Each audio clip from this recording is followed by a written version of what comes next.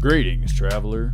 You've just landed on the Mikey and Me Podcast, but fear not, for this is no mistake. No fault in the stars, no glitch in the matrix. No, I'm afraid this has all been planned, predetermined by powers known not to us. So pull up a chair and join us as we find our way together, for you are among friends, and we are among pugs. Yes, we are pugged up. I feel like it's been a while. I mean, they make appearances that come and go. They used to be just in the background, always around. And I miss them. And there's potato. But I have a pug. I got the potatoes. Got the lily. Yeah, we got the pugs. And we've got a lot.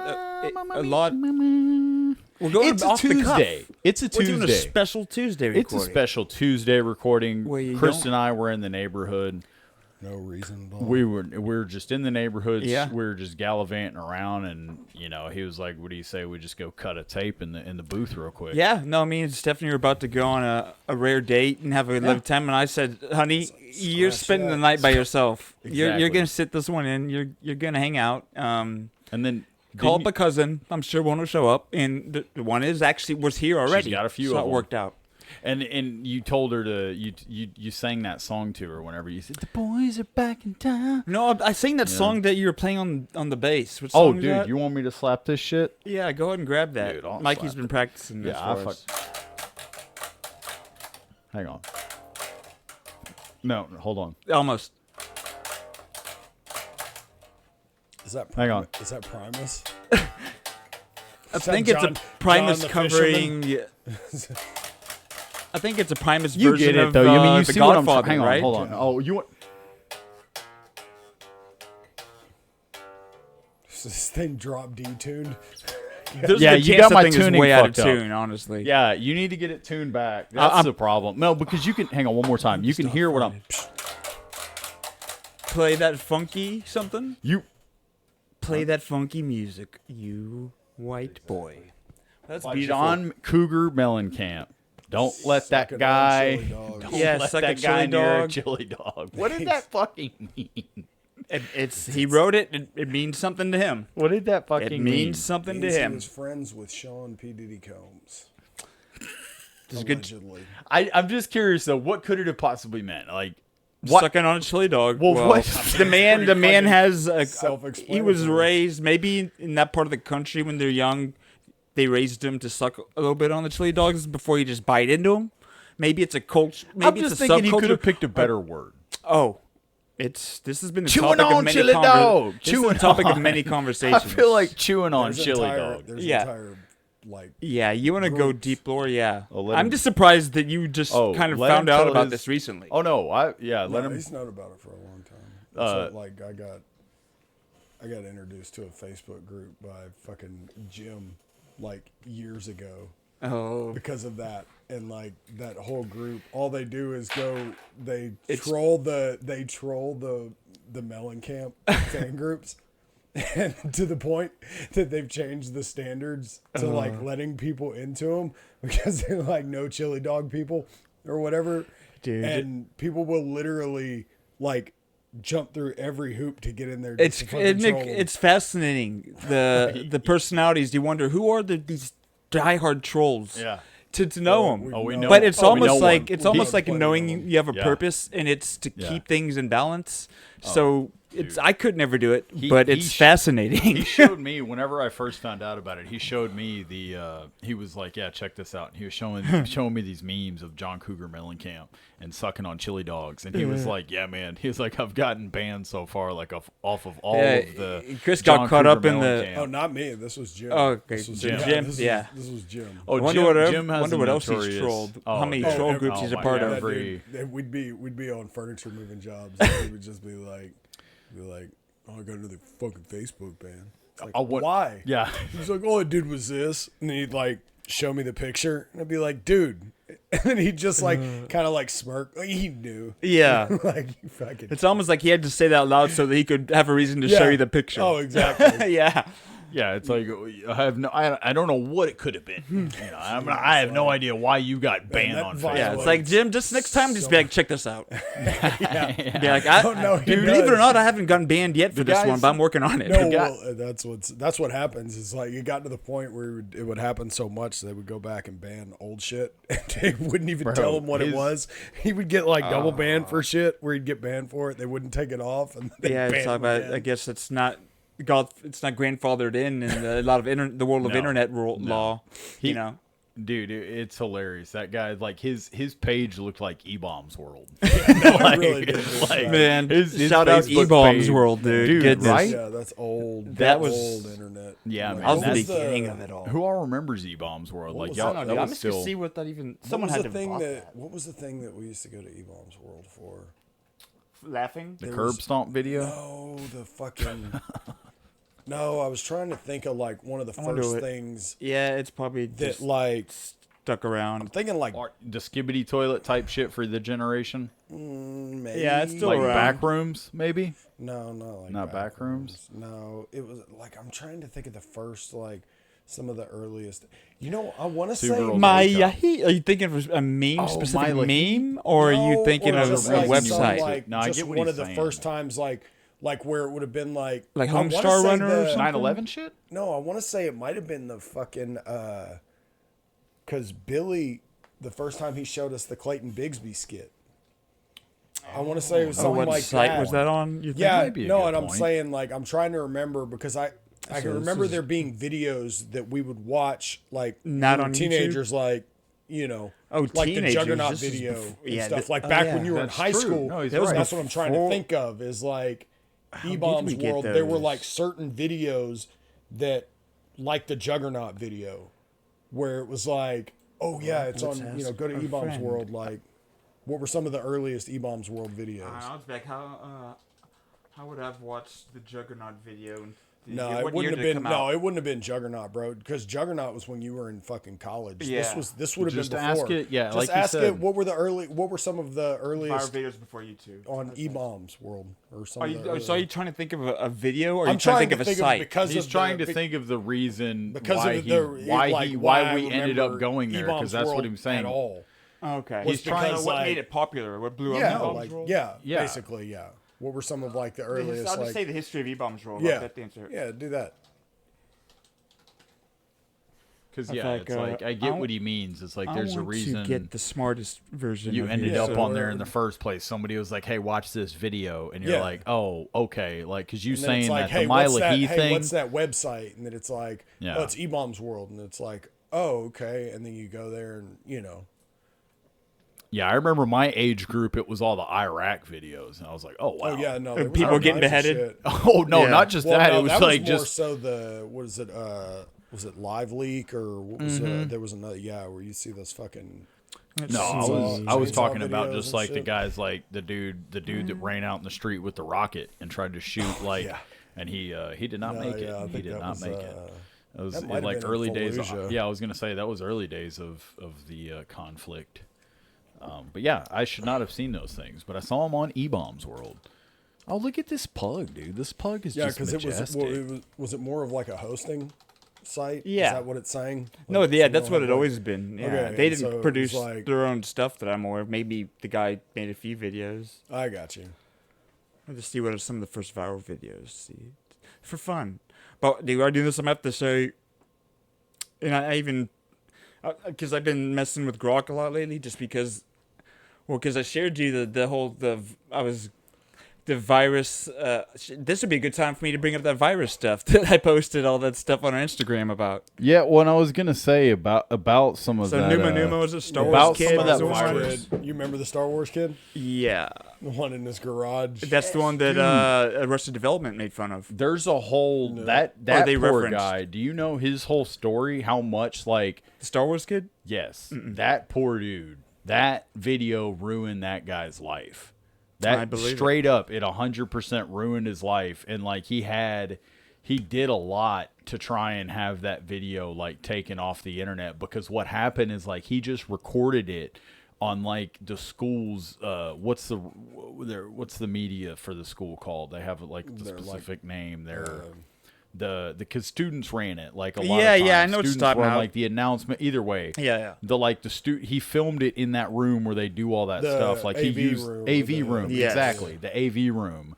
He filmed. He just Dude, like Arrested had that Development TV did a and whole yes. thing. They're making fun of this kid when So they did that. he like filmed all that in there and then didn't realize he like left the tape in there or didn't dispose of the tape and somebody found it. So it was and a then- bullying release. Bullies released it to laugh and make Yes. fun of him. And then it like ruined his life because then years from then he went to go get jobs and it was like the movie Fun with Dick and Jane. Yeah. You remember the Fun with Dick and Jane movie? Where Yeah, I after never he saw it, got, but I know about because the he movie. clammed up. Well, Jim Carrey's character clammed up on like live TV and like, and then he just Yeah. became a joke. Like everybody laughed at him, and he got fired, went for other job interviews, and people at those companies were like, "Oh yeah, like come in here," and it was like, "Hey, it's the guy from TV that So it clammed was up," really just that and it kind like of it shit. ruined his life. It's like very much Man. the same thing, like where he couldn't like I don't know if he changed his name or something. Like I watched the whole thing on it. It's like he changes Well, his hopefully he name. made money He for whatever you changes watch. his name, Oh, he and it's sued. it's he at the top sued of the Wikipedia. Ask Look it. at how Ask No it. lawsuit right here. Right here. How much against did they the have to pay families him? of four of his schoolmates Yeah, for $250,000. $250,000 Yep. Canadian dollars. Yep. Had how endurance this still endures today. Harassment, derision, and the public at large giving him a hard time there. That was in 2003. It's crazy. That just shows how old the stuff is. Yeah, and I want to say, I mean, Yeah, it's wild.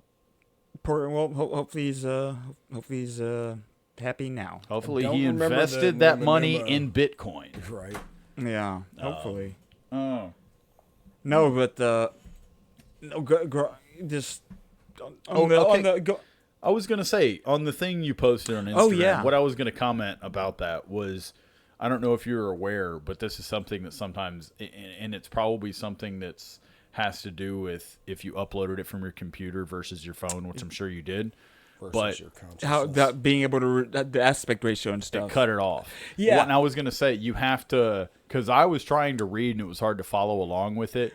And I was gonna say that there's been times where I try and post stuff and it won't like. There's a little I have thing you have to click on the like, bottom scroll it corner. out. Yes, because Yeah.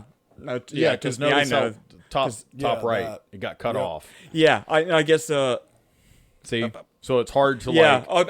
I actually, believe it or not, I was aware. Just because the second time, maybe I said, but this I almost just didn't care because this was the fact that He was research just trying failed. to I was show trying to highlight research this. failed. We'll put a little thing around it because I was Yeah. confused and I was like, Yeah, no, Matthew, that's a good point. we could do I could better. just circle it. That would Exactly. be better because the yeah, story so that here way we is understand. I was. And I'll tell you that show Friends from 2003. I've been going through it, and there's random episodes that will have some crazy talk or some fascinating element in the show with science and technology. That's it's kind of fringe science, but they deal with stuff that's arguably has some grounding or at least connection to real world studies or whatever. But there's this episode where this virus. And it kind of was casually mentioned how rabies, the rabies virus, and then like animals, they say they're afraid of water is what they say. Yeah. But I guess the reality is, and they could be afraid, but that it causes so much pain to like drink whatever to where they naturally don't want to drink. So I don't know if it's just water, but either way, it does that. But it forces the effect of them having water. It forces them to salivate thickly. In that the saliva is the best transmission for it. So it's almost like the virus is creating an environment for them to be transmitted easier the by most being hospitable- the most hospitable forcing the animal to environment salivate. for it to- For whatever reason, to where Almost like with poison ivy, when you scratch it, like it creates that like what you're how it, trying to helps it it's like perpetuate itself, Yeah. exactly. And I was gonna say, it's funny you brought up rabies because recently I had seen, and you can look it up, I'm sure, and find, but like apparently there's been issues with outbreaks of rabies in the Ukraine on the during the fight with Russia. Ukrainian soldiers and stuff are getting rabies from like cat bites and cat scratches and stuff like that. It started. Interesting. And so there's a video that I had seen just recently of like a Ukrainian soldier You know, and fuck, who knows? Like, it could have been an older video, but either way, it was showing a soldier exhibiting symptoms of like rabies. And like you said, with the water, have you seen somebody that has rabies trying to drink water? They were trying to get him to drink it, and he was sitting there, and he was like, you could see him just looking up, like almost preparing himself. Like, if you feel nauseous and you're waiting to like, okay, I'm about to have to take this pill, and then you're like, okay, now, and you go to drink it. So he kind of did that. He was like building himself up to it, and then he drank it. And as soon as he went to put it in his mouth, he started convulsing and just like dumped it in his mouth and started like convulsing and fell back because, like crazy. You said, it's like of what the shit like because it affects your nervous system. Exactly. So, kind of all that led me to say like however it is, it affects the nervous system, and the people or the animals behave in a way. Whether it's through saliva, but they behave in a way that makes it easier to transmission. Interest. Yeah, it makes them behave in a way that's more ideal for the virus to be transmitted to another. You know, to speed its whatever. So I'm like, okay, that's interesting. It's just like high level of a virus influencing behavior. You know, that would seem arguably easy to be continue the virus and spread it as much as possible. So I'm like, okay, that's interesting. So I just started asking AI, all of them, questions about genetically engineering viruses. So let's see. So yeah, it's got engineered viruses. So basically I was talking about with AlphaFold, which is a huge breakthrough in AI technology with how they'll be able to, and are currently making like very specific kinds of treatments, and it's just basically technology, and it's exponentially getting crazier as far as the accuracy of what they can do. So I was like, okay, with technology where it's currently at with AI and everything, I was just asking within the next 5-10 years, you know,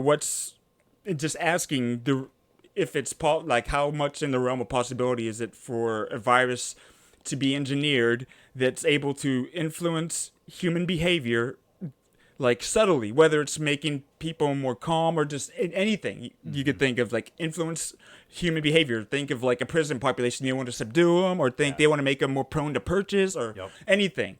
Is this possible? And so when I was sharing those things in OpenAI, those with OpenAI deep research requests I was doing. And the first time, it's like, okay, it asked me those follow-up questions, and it'd say starting research. And it would just be researching for a while, and then be like, research failed. I'm like, okay. Because it was like all on board with it, and then I was like, okay, I'm gonna do it again. That's on like second time, exact same prompt. It was like, okay, it gets through it. Research failed, so I'm like, okay, I'm gonna do it again just to rule it out. And I'll be uploading the video, but the third time, I recorded while it was doing research, because you could see on the right like the sites and things and all the thoughts it's having, and it got pretty far, and it was like I could see all these thoughts, and then it got to this Reuters site. After like 10 minutes, and it just sat there for a few minutes, and then it said research failed. So I'm like, okay, and I'm just asking if it's possible. I'm not asking how to do it. I'm not asking anything. So I'm like, okay, whatever it is, it's interesting that they're blocking it. Then I used Gemini, the Google AI, and did a deep research. The same thing happened. It got frozen up. I wonder if there's something. They're afraid of the. Well, no, it's not.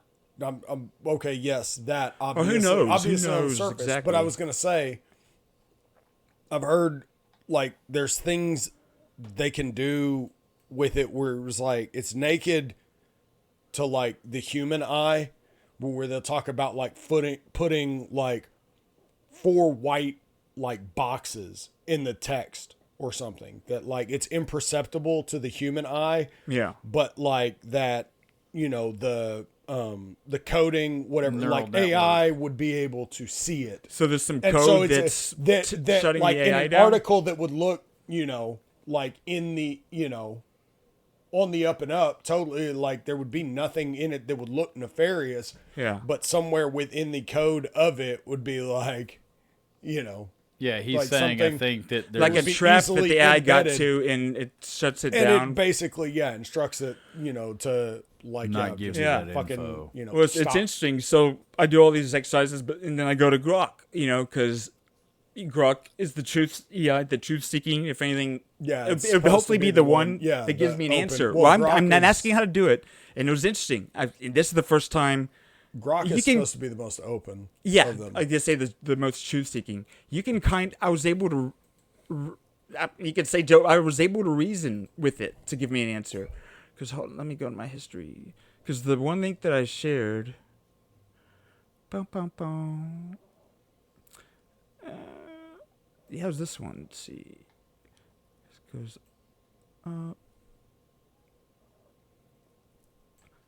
Yeah, so I was asking all these questions. I was bringing up the rabies and stuff, and then I said, okay, focus more on current and expected technological advancements within the next 5 years, and if they might be capable of manufacturing viruses that influence behavior and have little or no other symptoms. And Grok says, I'm sorry, but I am not able to assist with virus behavior engineering potential. My purpose is to provide helpful, informative responses within my capabilities. Then I say, I'm asking so I can figure out a way to maybe protect my family.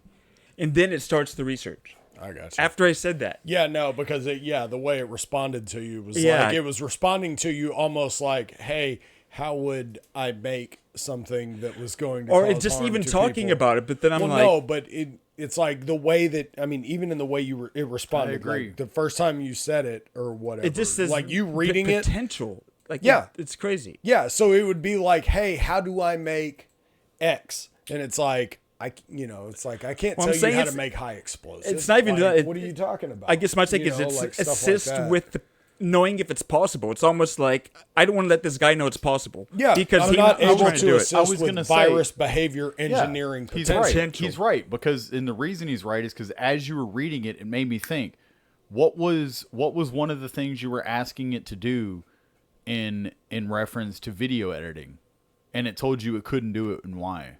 Oh, with the messages I was trying to do with Exactly. Exactly. Well, that's again. I was asking it to help it's- me with a specific thing, not if something is possible or not. But that's the thing. You were asking it to help you with something specific in a different realm, but it wouldn't let you do it because it could lead to doing it in a nefarious way. And so that's the point that where I'm saying Chris is right, is that it's like this is the same thing. Yeah, it's doing the same thing because it's saying that, like, it's almost like asking, How would you make mustard gas? or something rather than instead like, of I'm like, is it possible? Rather- Is it potentially possible to make mustard gas with stuff I buy from the store? Yes, and I or would how say could- how. how It could didn't you ask, like, I accidentally won't make tell it? you. but Yeah. no, but then that's where it would be like. But then I can't- tell it the reason because I just want to know how to potentially, and then protect it my goes family. into it, and then it goes How into do I saying. not accidentally do this? yeah. Or the So, other, but it there's basically other ends up prompts saying, in the next 5 years, advancements in genetic engineering and neuroscience might improve our ability to manipulate behavior through viruses, but practical, widespread use is speculative. But basically, I was asking, and I just want to know if it's possible. Not like I think anyone's doing it or I'm afraid of it. No, I just want to just know if it's a greater than query. zero chance. Yeah, why not use it? And I just thought it was interesting. And then it really gets deep into it. So what you're asking is If it's- if they can make a targeted, like, just let me cook, Yep. that can they make where it would be like, I want this to create X in this person's mind. It was like, I want to make a drug that's going to make somebody not question or make a virus that's going to make somebody that's going to More submissive. shut down Influence that behavior part of their in mind. Yes. any way you can Yes. imagine. Yeah, well, to make someone malleable. Can I create a virus that will, like, get in there, affect someone's neural pathways, whatever their, neurological structure, to the point that it makes them malleable to whatever the fuck I tell them, and is like what you're kind of getting at. Yeah. Yeah, you would have and that would be an it would- example of it, but there'd be some But they would targets have- where, like, if there's some company that gets hands this, like, I want to make them more likely to buy products Yeah, to where it exactly. can make people more impulsive Exactly. or just Well, more any malleable. of these characteristics that are, Yeah. So more impressionable. And I was gonna say is targeted what's funny. impressionability. Well,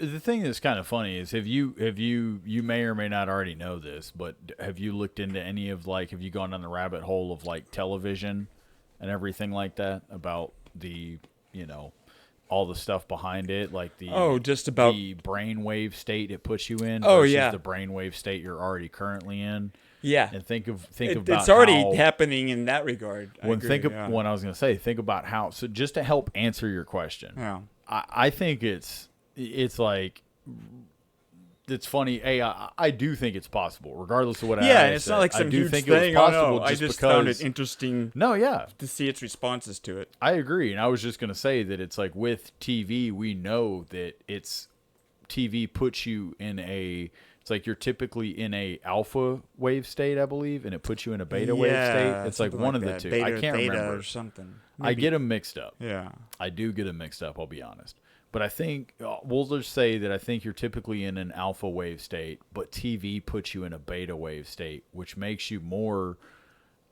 susceptible to influence and subliminal messaging. It's like it winds you down and puts you in like a very close like trance state because television has a flicker rate. Yeah, that your eyes don't necessarily that's why it causes seizures. Exactly. That's so your eyes don't necessarily perceive it, and that's also too maybe why like in films you see old videos and they scan across the TV and the TV's just like skits in the fuck out. It's the refresh rate. That's what I was trying to work with in my thing was the refresh rate. Exactly. And so back in the day with the refresh rate, and even like that's what they're like the whole Sex in the Sky thing with Lion King. Oh yeah. Like, where it actually does say that. It does. And so, so again, just, yeah, those are some of the known things that like are out there in terms of, yes, people can already. So I do think it's interesting that now, like it also said that, eventually it can also do this. It could, which is terrifying. How do you manipulate? Yeah, easily. So it's like, okay, that's all I know. And I just found it interesting. I was happy to see that it could at least say there's a greater than zero chance of that. And that's it. And then I was just like, okay. Then I started, and Grok was kind of open. It talked more than the other ones. Let me talk about it. We don't have to talk too much more about this, but to bring up this cool thing, and it's a dilemma that we all know, but actually, I guess to know the nods, the dual use dilemma. So whenever you talk about any kind of technology, you're progressing it for a good reason, but whenever you do that, there's the equal risk of that being used maliciously. Exactly. So that's the dual use dilemma, apparently, which I didn't know was called that. So that was cool learning about that. No, that is interesting. But yeah, I won't go too much. The last thing I'll say about AI, and then I'll be done, was just what we were talking about the other day about it just being wrong. Like asking and it being wrong about things. Yeah. I found another way, and this was Grok, because I was using it to help practice and prepare for like this interview I was having, and I wanted to like work in this software. I'm like, okay, coach me to like expert level on this software, create different data tables for me to use, and we can work through them together, right? And so I was using Grok, and it's like, okay, cool, yeah, I'll do that. And it gives me like all this stuff to create data tables, and we're working through this stuff together, and I'd get to a point to where like I'm getting this error or whatever, and it'd be like, oh yeah, okay, because what I did in that data table was actually causing it. I'd be like, so did you intentionally give data that was causing a problem, or did you not know? And this kept happening. Like, you're absolutely right. I owe you an apology for that. I did miss this is one that got me the most. You owe me $150,000. To where I was giving it an example, and I took a screenshot and sent it back to it to inspect it, and it missed like a clear thing that was wrong.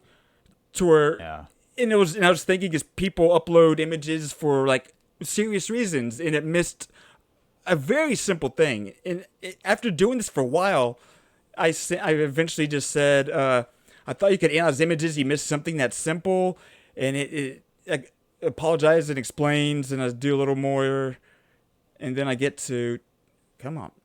I'm like, oh, are you not employing it said something. I'm like, are you not employing your full strength at all times? Like, are you not trying hard? Like, you're supposed to be so good. It's like, you're absolutely right and justified in asking that. And it gives me all this stuff.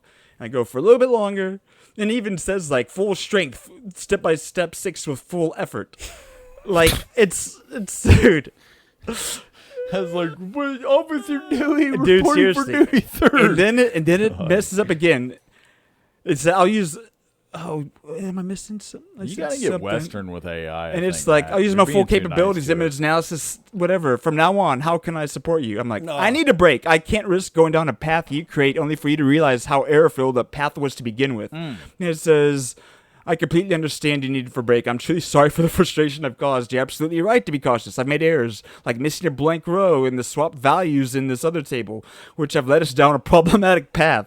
Those are mistakes have wasted your time and eroded your trust, and I take full responsibility for that. I'll step back and give you the space you need. When you're ready, I'll be here to assist you with a fresh, error-free approach, ensuring every step is thoroughly validated before proceeding. Take all the time you need, and I'll work to regain your confidence with precision and care. Math, dude. That fucking so that's it. That was funny. One fucking misstep early in the process, fucks up That was everything that it's built on after that. It's a great example of that. Yeah. What I was gonna say is that too. It seems like, unfortunately, unfortunately to an extent. How many people died? I'm sorry. Unfortunately, to an extent,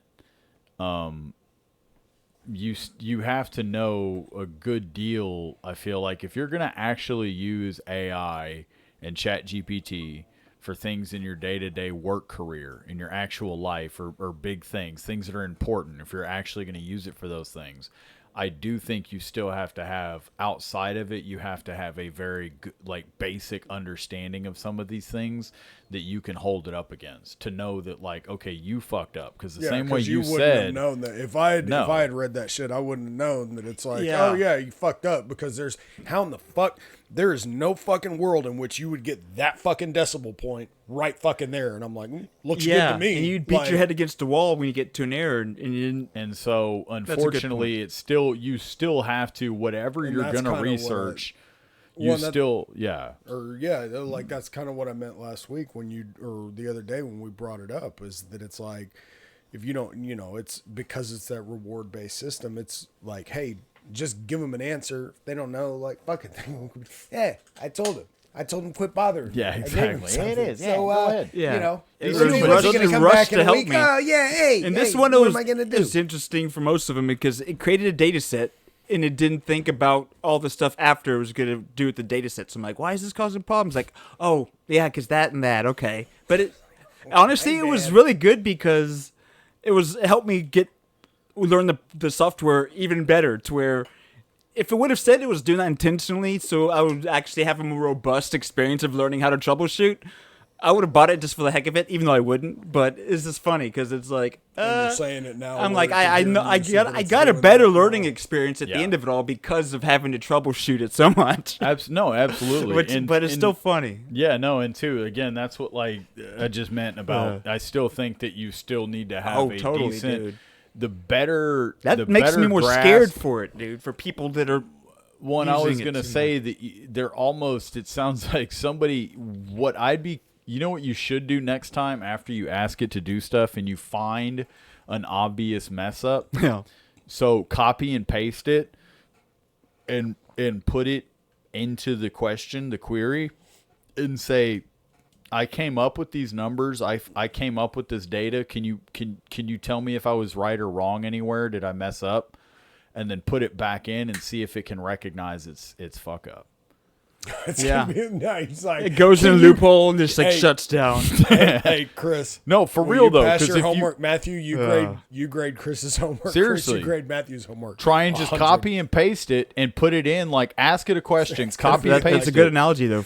No, and put it in, and then so that way you can figure out will it recognize its own mistake without you being like. And you know what I mean? No, because I meant to. Honestly, I had meant to the same thought. Instead of saying what it did wrong, it'd be like, can you identify an error here? Yeah. Just to see if it... This is like the numbers I've ran on something. Can you identify as anything out of place? Yeah, exactly. No, I agree. Did you go potty? Because I had the thought to do it, but I'd already sent the message. I'm like, and I was too tired to care that much about that. Because I was actually trying to learn how to use the software. Well, and two, even then, if it says, yes, this is what's wrong with it, if it identifies the mistake, then ask it, how did I make that error? So that it's thinking in terms of you and not it. Dude, how did you make that error? Not I can tell you, I'm pretty sure that that's another interesting thing. It'd be an easy test to give it. It's so agreeable. I feel like these things will say that you're right no matter what. Yeah. To where I call it out in error. It's oh, you're absolutely right. This and that. And then we could easily make up a lie that's clearly wrong, and I think it would say you're absolutely right. How what I missed that? Be like, wait, hold on. It's oh yeah, So it was like so apologetic. Yeah, but yeah, it's enough AI talk probably, right? Let's see. Astronaut. Yeah, that actually should have been the biggest story in the fucking news. Like, So they're back? yeah, the motherfuckers were supposed to be up there, what, like 8 days? Yeah. No, I think initially the motherfuckers weren't even supposed to be up there 2 weeks. And how long it ended up being up there? Like almost 10 a months. year. 10 months. Yeah, it's bad. Like, my It's wife really doesn't bad. believe that I'm working.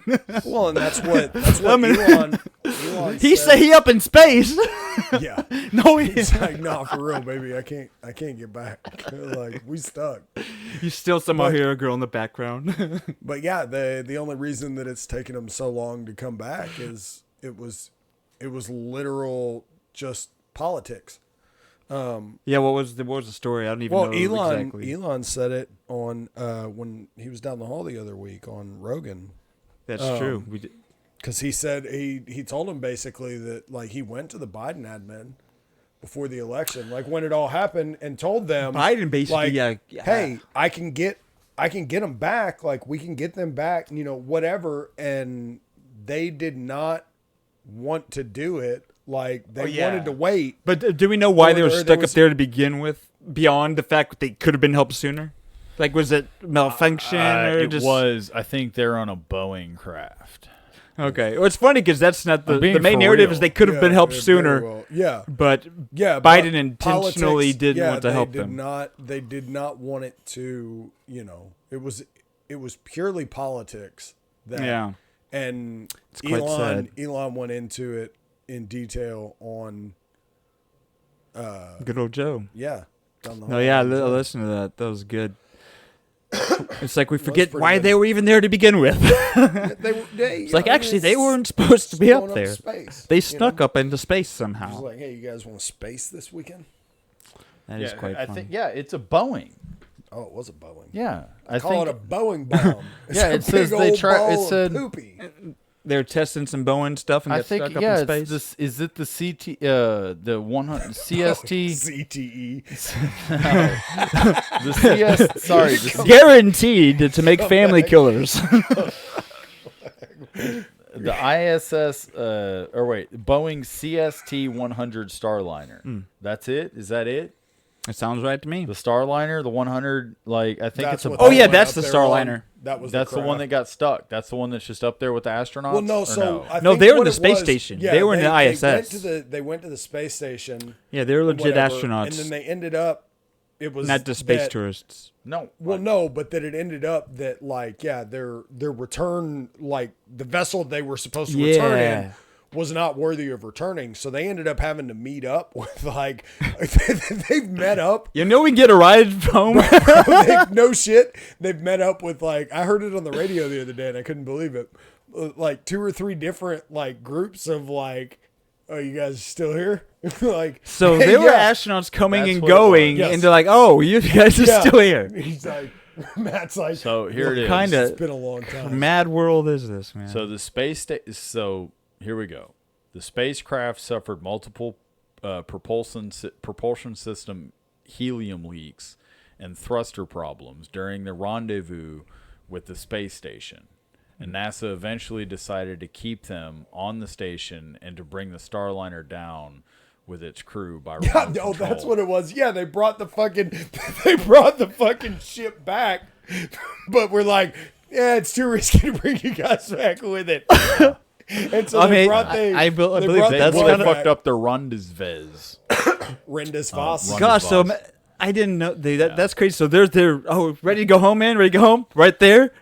Oh, we have a problem with the car. We got to go, and we can't squeeze you in.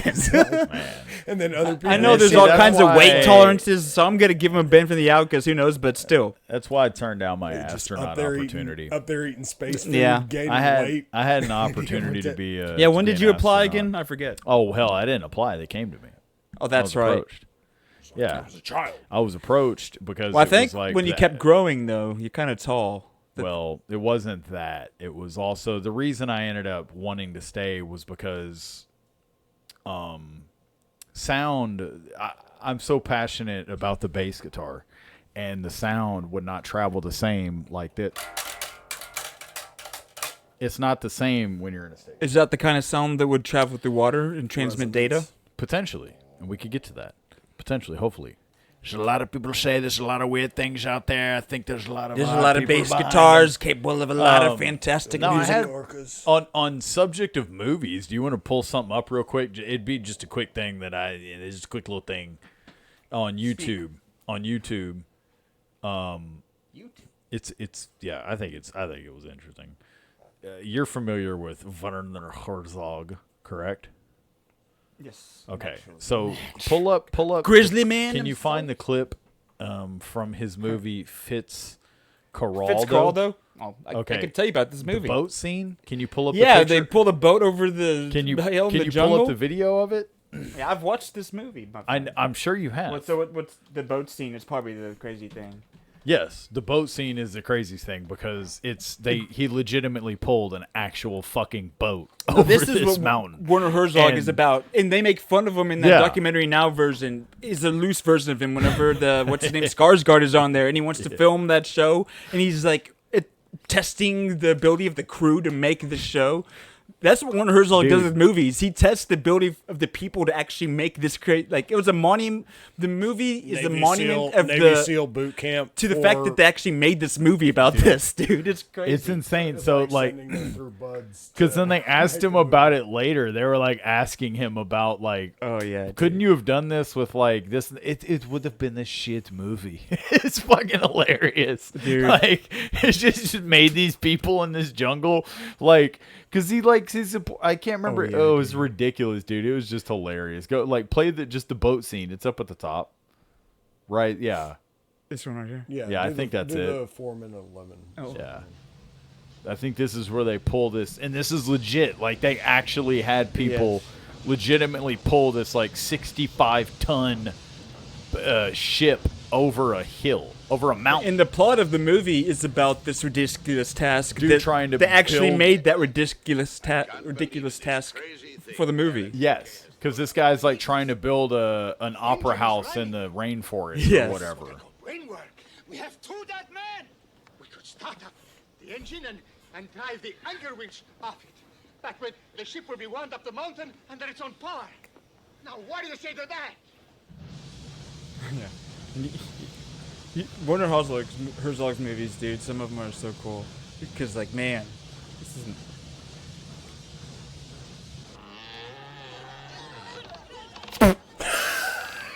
That's all I'm saying, bro. Dude, it takes a... I feel like this is... A German director's the only one that would make this happen. That's what I'm saying. Yeah, no shit.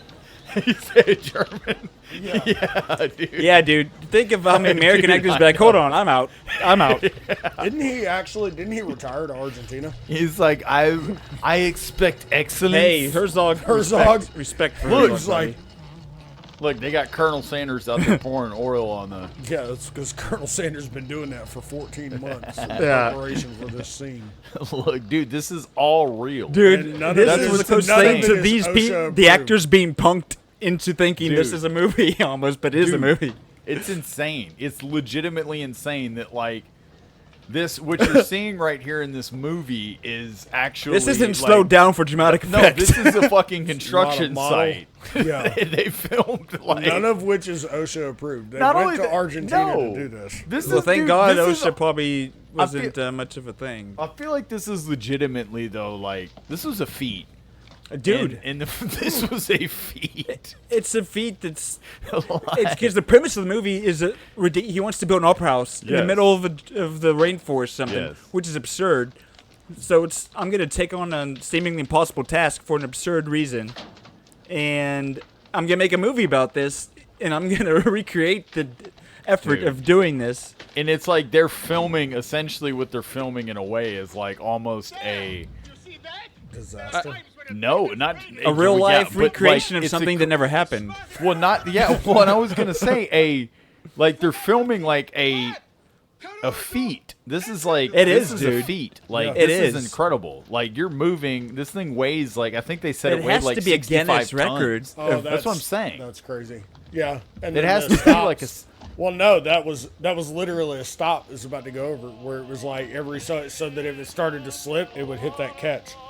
Like if you back it up, No, you yeah, can see as the logs are going up right there. Where it's right there. See? Yeah. Once it gets Nice, past right. that point, It'll catch drop it. down Yeah. and it'll hit a catch And it'll right pull there. up higher again, so that And way it then, won't roll past like it. Yeah, no, they were smart about it. Jack. As smart as they could be.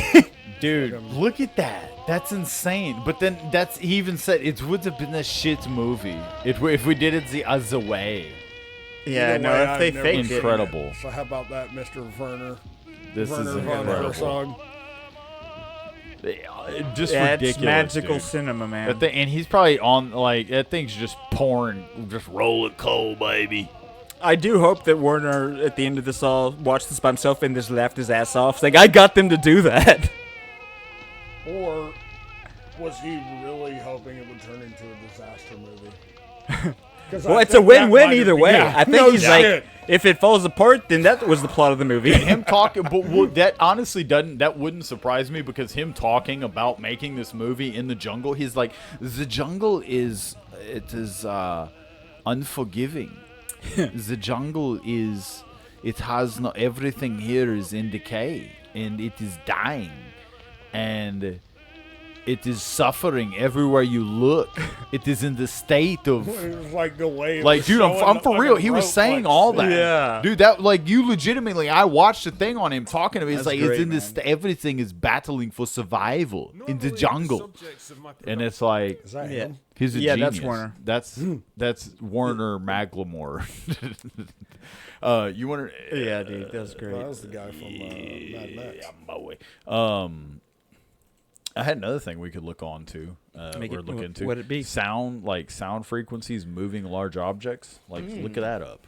Look up that, because I've seen interesting things. Like, for instance, I've even seen a video because I had heard this hypothesis because people have. We're pretty sure we know how the pyramids were built. We had watched videos. Aliens. Well, yeah. Well, we watched videos on that one guy moving objects with like just that ancient technology of understanding how to help using fulcrums and stuff like that. And Yeah, so that right there, right here? levitation by sound, stuff like this. I don't know. I do this. So, and that's again. these Whenever could I'm playing be- guitar, sometimes I float. Who knows if these fucking rocks are actual rocks? They could be like, Styrofoams? Papers. exactly. They could be some dog shit. I'm just saying, like, the one thing that, like, the only reason they were talking about sound waves and frequencies being able to, like, make objects, like, malleable and movable. Yeah. And so the only reason I think that something like this could potentially be possible was Yeah. shit look awfully flat. Was like whenever you see a window, I saw a video of this like a system, like a cars. base That's what I was system, literally just about to say. a You base see the system in a fucking car, A-frame and you in can the see car like the rattling. window just moving like a wave. Yeah. Like, or you can see the door, the pillar of the door it's- waving, you can like and the ones metal that are heavy actually enough, moving. like, yeah. And so that's the thing that's interesting is that it's like eventually they were Competition saying base that like cars. I'm just asking. I'm using Gemini here because Google is they did own you ask YouTube. it if that was real? Well, yeah, I'm asking if it's possible and if that video is real. Acoustic levitation by sound is a real scientific phenomenon. Scientists have discovered ways to use sound waves, often at ultrasonic frequencies, to levitate tiny objects in droplets of liquids. The YouTube video you linked might be demonstrating this concept. Here are some resources that discuss acoustic levitation. It's a real phenomenon. It's practical applications. No, but is the video authentic? Is Is this shit fucking real, buddy? and true? Da-bing, bing, bing, ding, ding, da-bing, da-bing. Y'all want me to play the bass again? You should always be paying the bass. You couldn't find anything if the debunking that YouTube video or not. Well, you're useless if that's the case. Well, then it's true until proven otherwise. Did y'all, everybody see that video of Conor McGregor at the White House? That was pretty cool. He was, I Is feel that like we're just recent? getting, I feel like we're getting, yeah. I feel like we're getting a lot of mashups of people that are pretty incredible. Like, there's a lot of people we wouldn't be seeing videos of right now if we didn't The have Fight House? Well, they said the it's current literally administration. This one right here? the equivalent of the, what is Yeah. it? Below that, no, go back. So not this one. Well, you could watch this. We're here. So what we're seeing now in politics is the equivalent of the, was it the Idiocracy or jocks? something? No, it's the jocks or the football team and the science club teaming up to bully the yearbook committee in the theater. Dude, where'd you read I'd that? seen online. Dude, that It's is a tweet somebody freaking made genius. where it was like, yeah, the football team and the science club getting together to fucking bully the theater kids in the yearbook committee. Prosperous country for the 40 million Irish Americans to have a place to visit, to come back to their home. So we wish for our relationship with the United States to continue, and we wish. This is Fucking the juice. so this is the ambassador that Ireland sends to make sure that Trump doesn't like. We don't want America to give us tariff issues. Can you go over there and make good with? Think of a better guest to have Well, with no, us he on was St. talking Patrick's about- Day. We're both wearing our green. This was not. I don't know if you could that's hear him, great. but he was talking about like how Ireland's being overrun and like they're losing their like what makes The them same, Ireland. like, Like they're immigrants. Does that have a losing. lot of immigrants or something? Yeah, Yeah, it's well, it's the most common name in like the most common name in Ireland is Muhammad. Like it's no longer like O'Brien, So Kilpatrick, McGregor. It's Muhammad. Like that's the most common name. It's like they're So it's they an interesting literally situation, right? So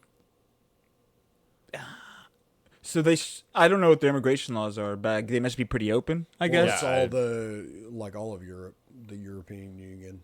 Like, All of them just, all the they EU, kind of let them go it's like, because they yeah. don't have borders. Because I remember visiting my sister. It's like, oh, we're in Germany. We'll drive to France. We'll drive to Amsterdam. Easy peasy. No one's going Yeah, to it's like say you 45 can't go minutes here. away. Yeah. Yeah, and everything's like open, whatever, and it's, Yeah, good luck here, EU. Good luck. yeah, it's yeah.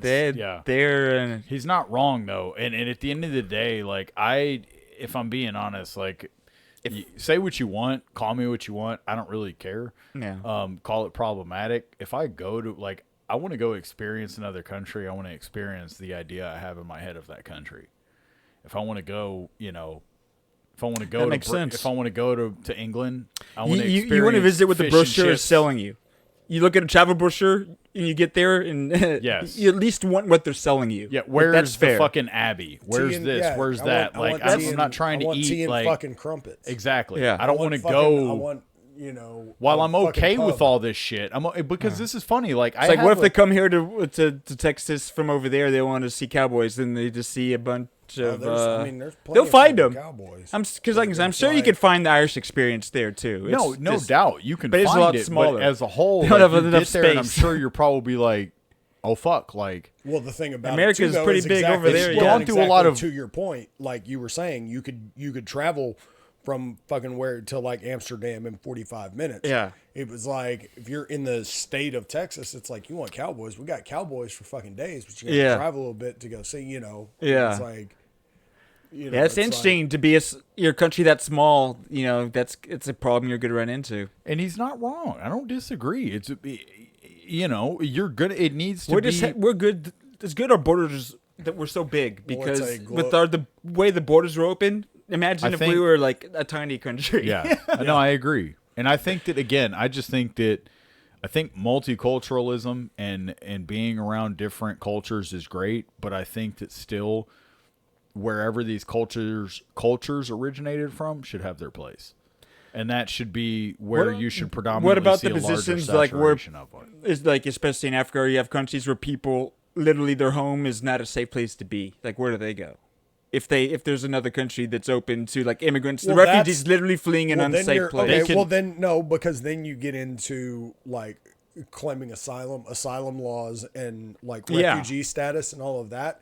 And the thing about it is like that's what like the word games that the previous administration played with things like refugees and things like that. Okay, but no, outside of board games, no, okay. because this is the point that I'm getting to is because the way that you seek asylum or the way that you seek refugee status in like according to whether Geneva Convention, international law, whatever, is the next nearest country. The first country you I was get just to about to say that is not Yes. your country is the one. So you can't say I'm fleeing political persecution in South Sudan And I'm gonna fly across end the up world. in fucking New York. It was Yeah. like that plane stopped 4 different fucking places before you got here. You can't claim asylum here. Yeah.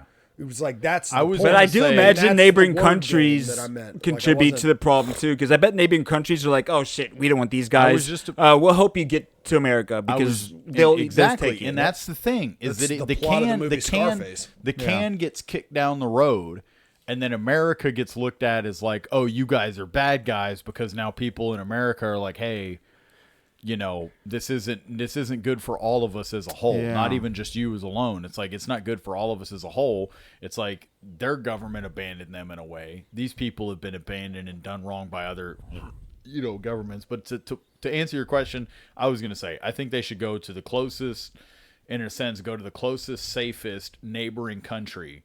And those countries should accept them. Why are we the only country that should be accepting people and helping take people in? It's like, why not make more Americas?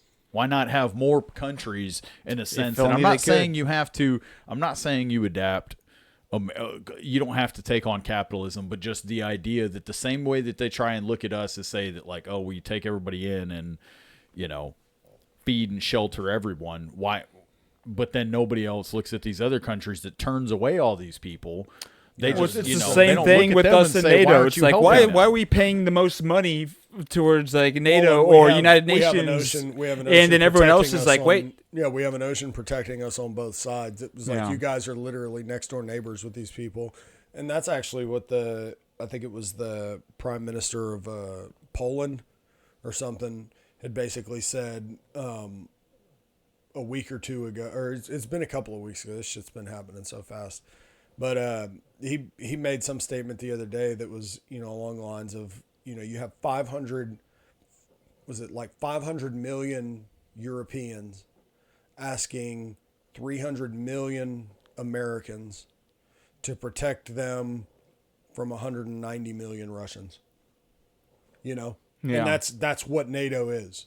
Yeah. Like where it's, you know, and so it's not that, you know, we don't pay into it or whatever, you know, but No, we paid the most into and it, that's I'm no, and that's the thing. It's like the argument is that it, you know, I mean, and there's plenty of people that are like, get out of NATO, and it's like we, you know, you get into our policies towards, you know, Russia and all of that, you know, that have gone into like causing this situation, but it's like it's one of those things that it's like at the end of the day, if you live next door to somebody and I live across fucking town, it's like you should be the one that's taking the most precautions to protect yourself. You should from be this footing the person next biggest door, bill. Yeah. and not having me be like, well, I got a buddy with guns 50 miles away.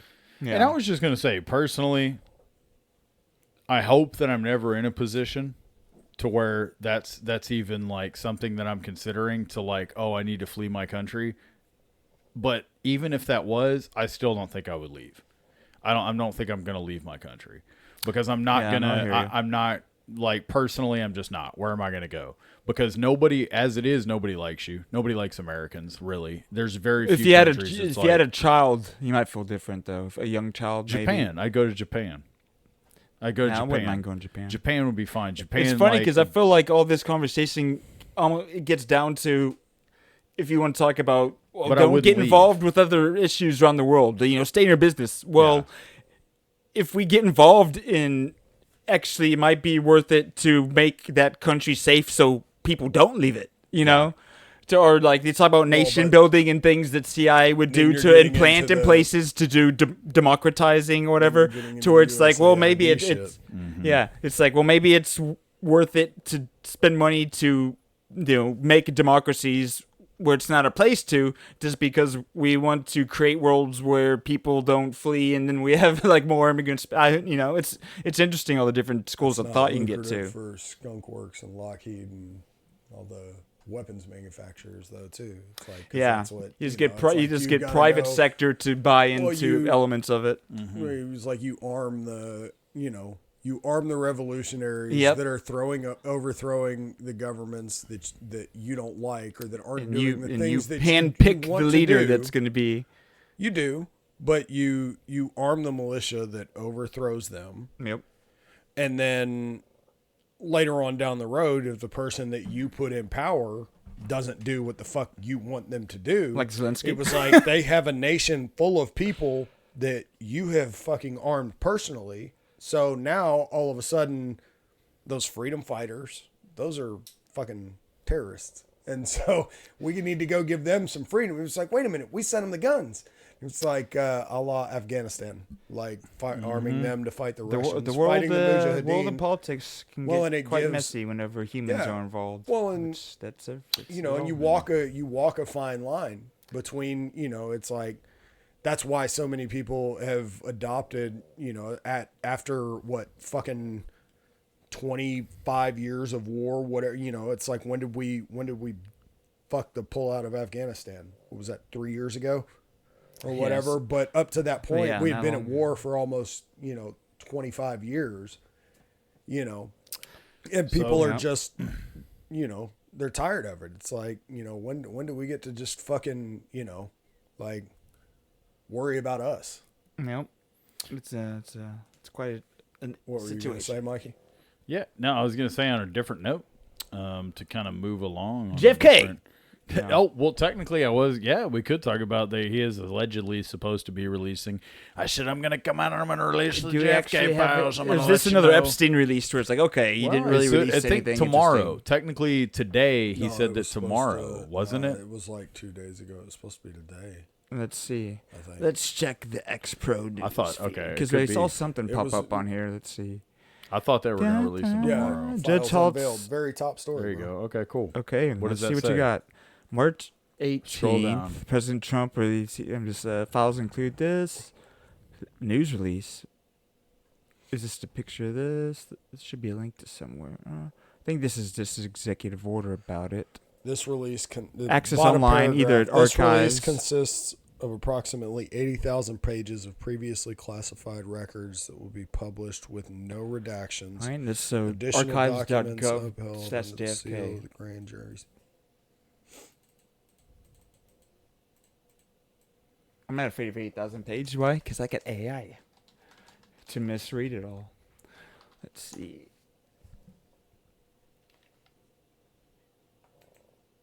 The Assassination Records. The 2025 release. Oh, guys, we're going to be reading this for a few weeks. Let's see. Where do we start? Somebody has to. The thing about It's out. it, I don't well, know. I mean, Do we but- know what to even look at here? No, well, and that's kind of the thing. Well, go down to the bottom. No, back up to the page you were just on. Yeah, see, there you go, right there at the bottom. No, previous down. Or this so Yeah. 219? Yeah. 200, there's only 219 pages of. That's just the fucking links, the PDF links. 219 of them. This is how you release something. You and make that's it what it buried is, in is like that how it's could like- there be 80,000 pages of stuff? Let's see. What do we? Because it's Let's pick because random literally ones. Everything went into it. Well, what's it? What? Hold on. What did it say? Which part? Released with it. Okay, scroll down. So what does it say on January 23rd? Mr. Cecil, a retired dairyman residing 26 North Street. Oh, interview documents, all this Yeah. stuff. Source stated received two. It's Maybe like, we'll there's all strike kinds of gold. Someone has to have found interesting stuff here. Gary Underhill, who worked for the CIA, was found dead after he revealed to friends that the CIA was responsible for JFK's assassination. So It's Gary, interesting. I was just talking the other day about this to a buddy of mine, and I was like introducing him to the guy Maurice Bishop, because I've done a little reading on the JFK stuff. And Maurice Bishop was somebody who was alleged to have had meetings, like to have met with this one guy who was involved with the like an informant or something, who came forward with info.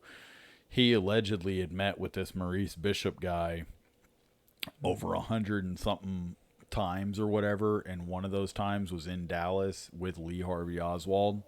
But then, like, they left it out of their initial report. They left it out of their report and tried to say that, like, there was no evidence that this guy existed. And it's like, So it seems like everything is talking to Gary info, Underhill. Well, first info is like, that's pretty much what that indicates to me and most everybody else, is that, like, the guy, it was a pseudonym for a CIA op.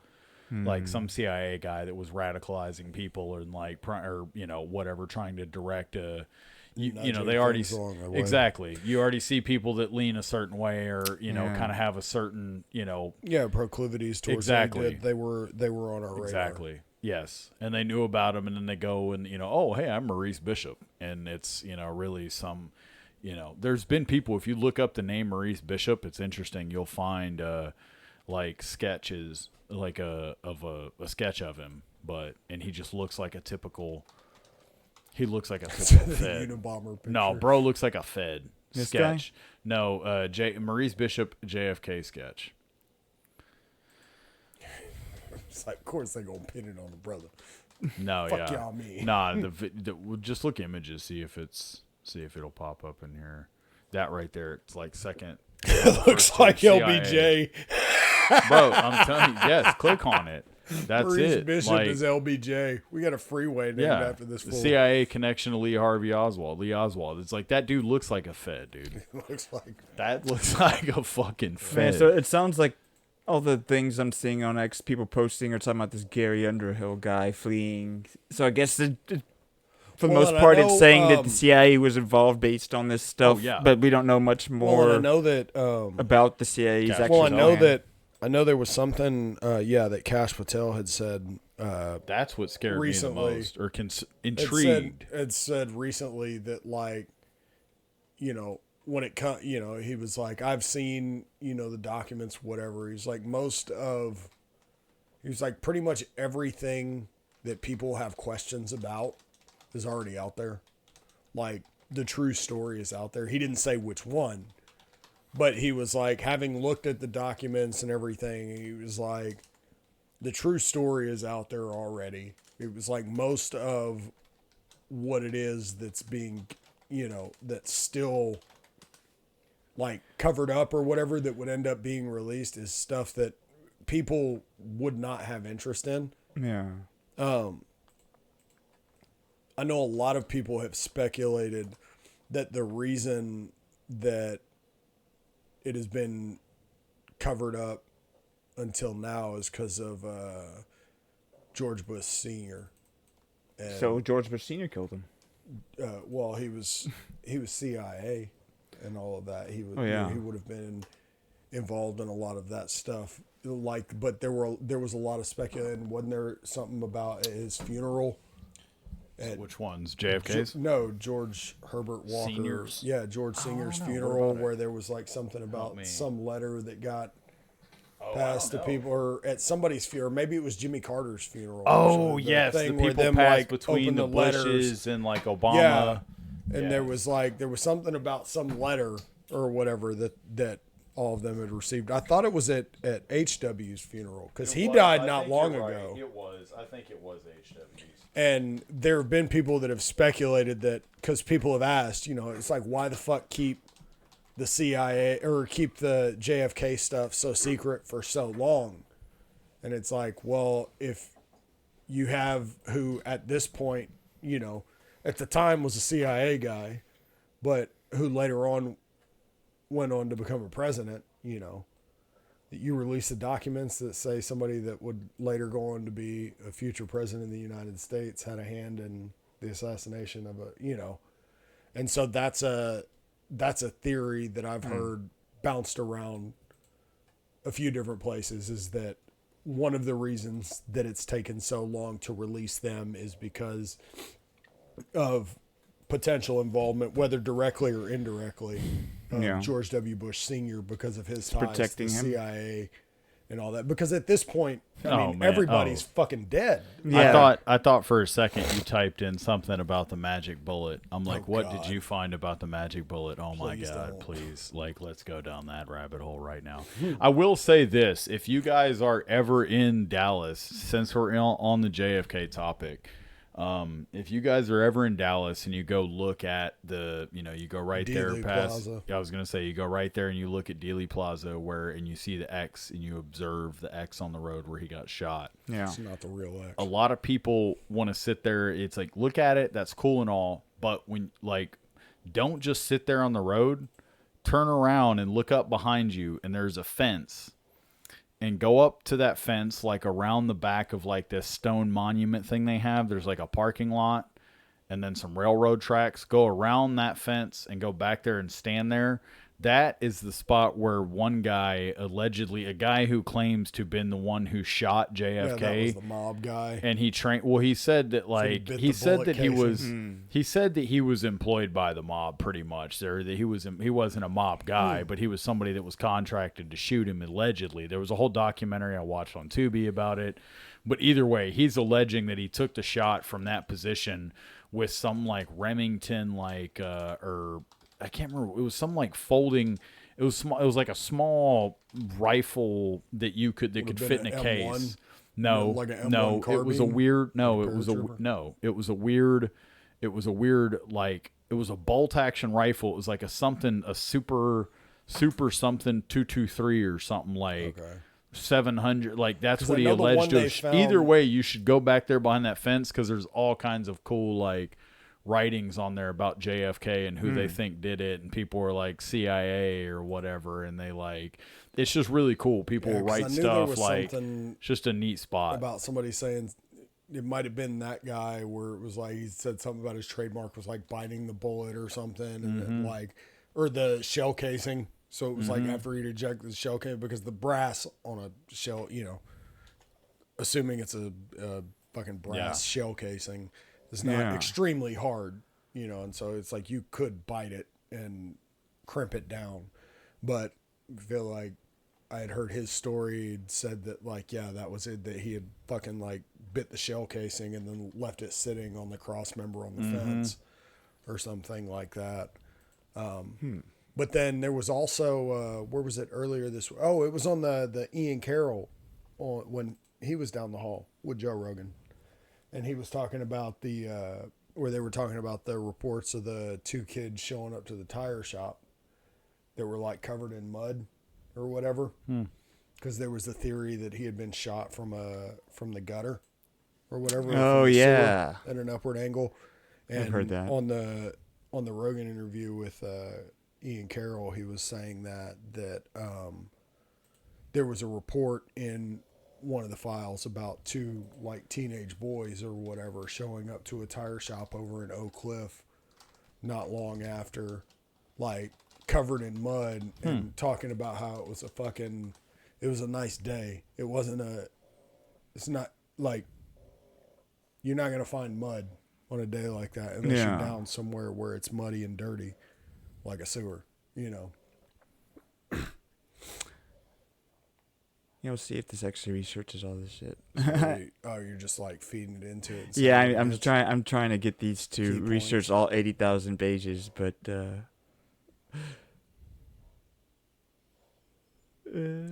Yeah, they've probably already instructed the AIs as to you're probably going to be getting a lot of queries about inspect all these documents. Here's what we're going to spit out to them. Yeah, I was trying to find fun like stuff. Scary stuff, but it's fun stuff. It's scary stuff, but it's fun stuff. Is that Gary Jones Gary Jones. talking about? Man, I guess to Talking take about a players' hang time? tinkle break. I do too. Be squeezing you. Nah, we'll be tinkling you.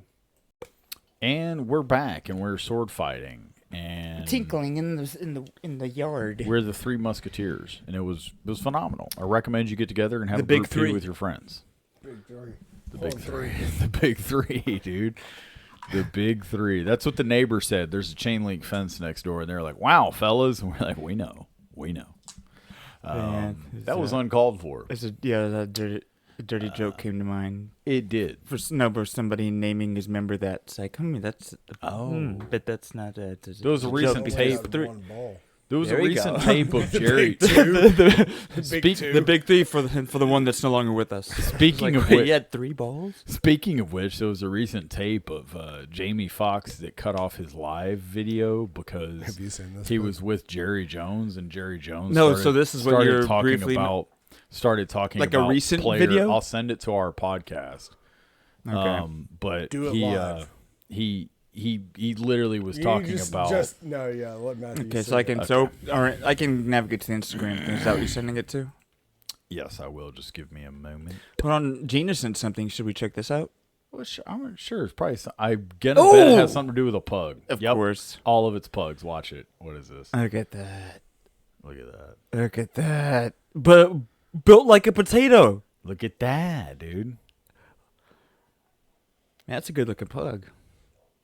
Somehow faster than you think when food is involved. What was I pulling up? Oh yes. Jamie Potato. Foxx. He's a sweet pug. It's too hot in here. I turn the air down and Stephanie turns it up. It's like, the baby's fine. I put socks on her. I'm There it serious. is. That's why. All right. So I'm gonna send it to the channel now. I just sent it. There, it just came through. So There it is. No So turn the context, volume just up. Turn the volume way up. Matthew, Turn my head- and listen to what he says. You can only turn volume on with There you go. Instagram. You're perfect. 5, 9.5, 2, 10. 5, 9, 2, 10, 4, 4, 1. Okay. 9 and 3 inch head. 8.5 inch dick.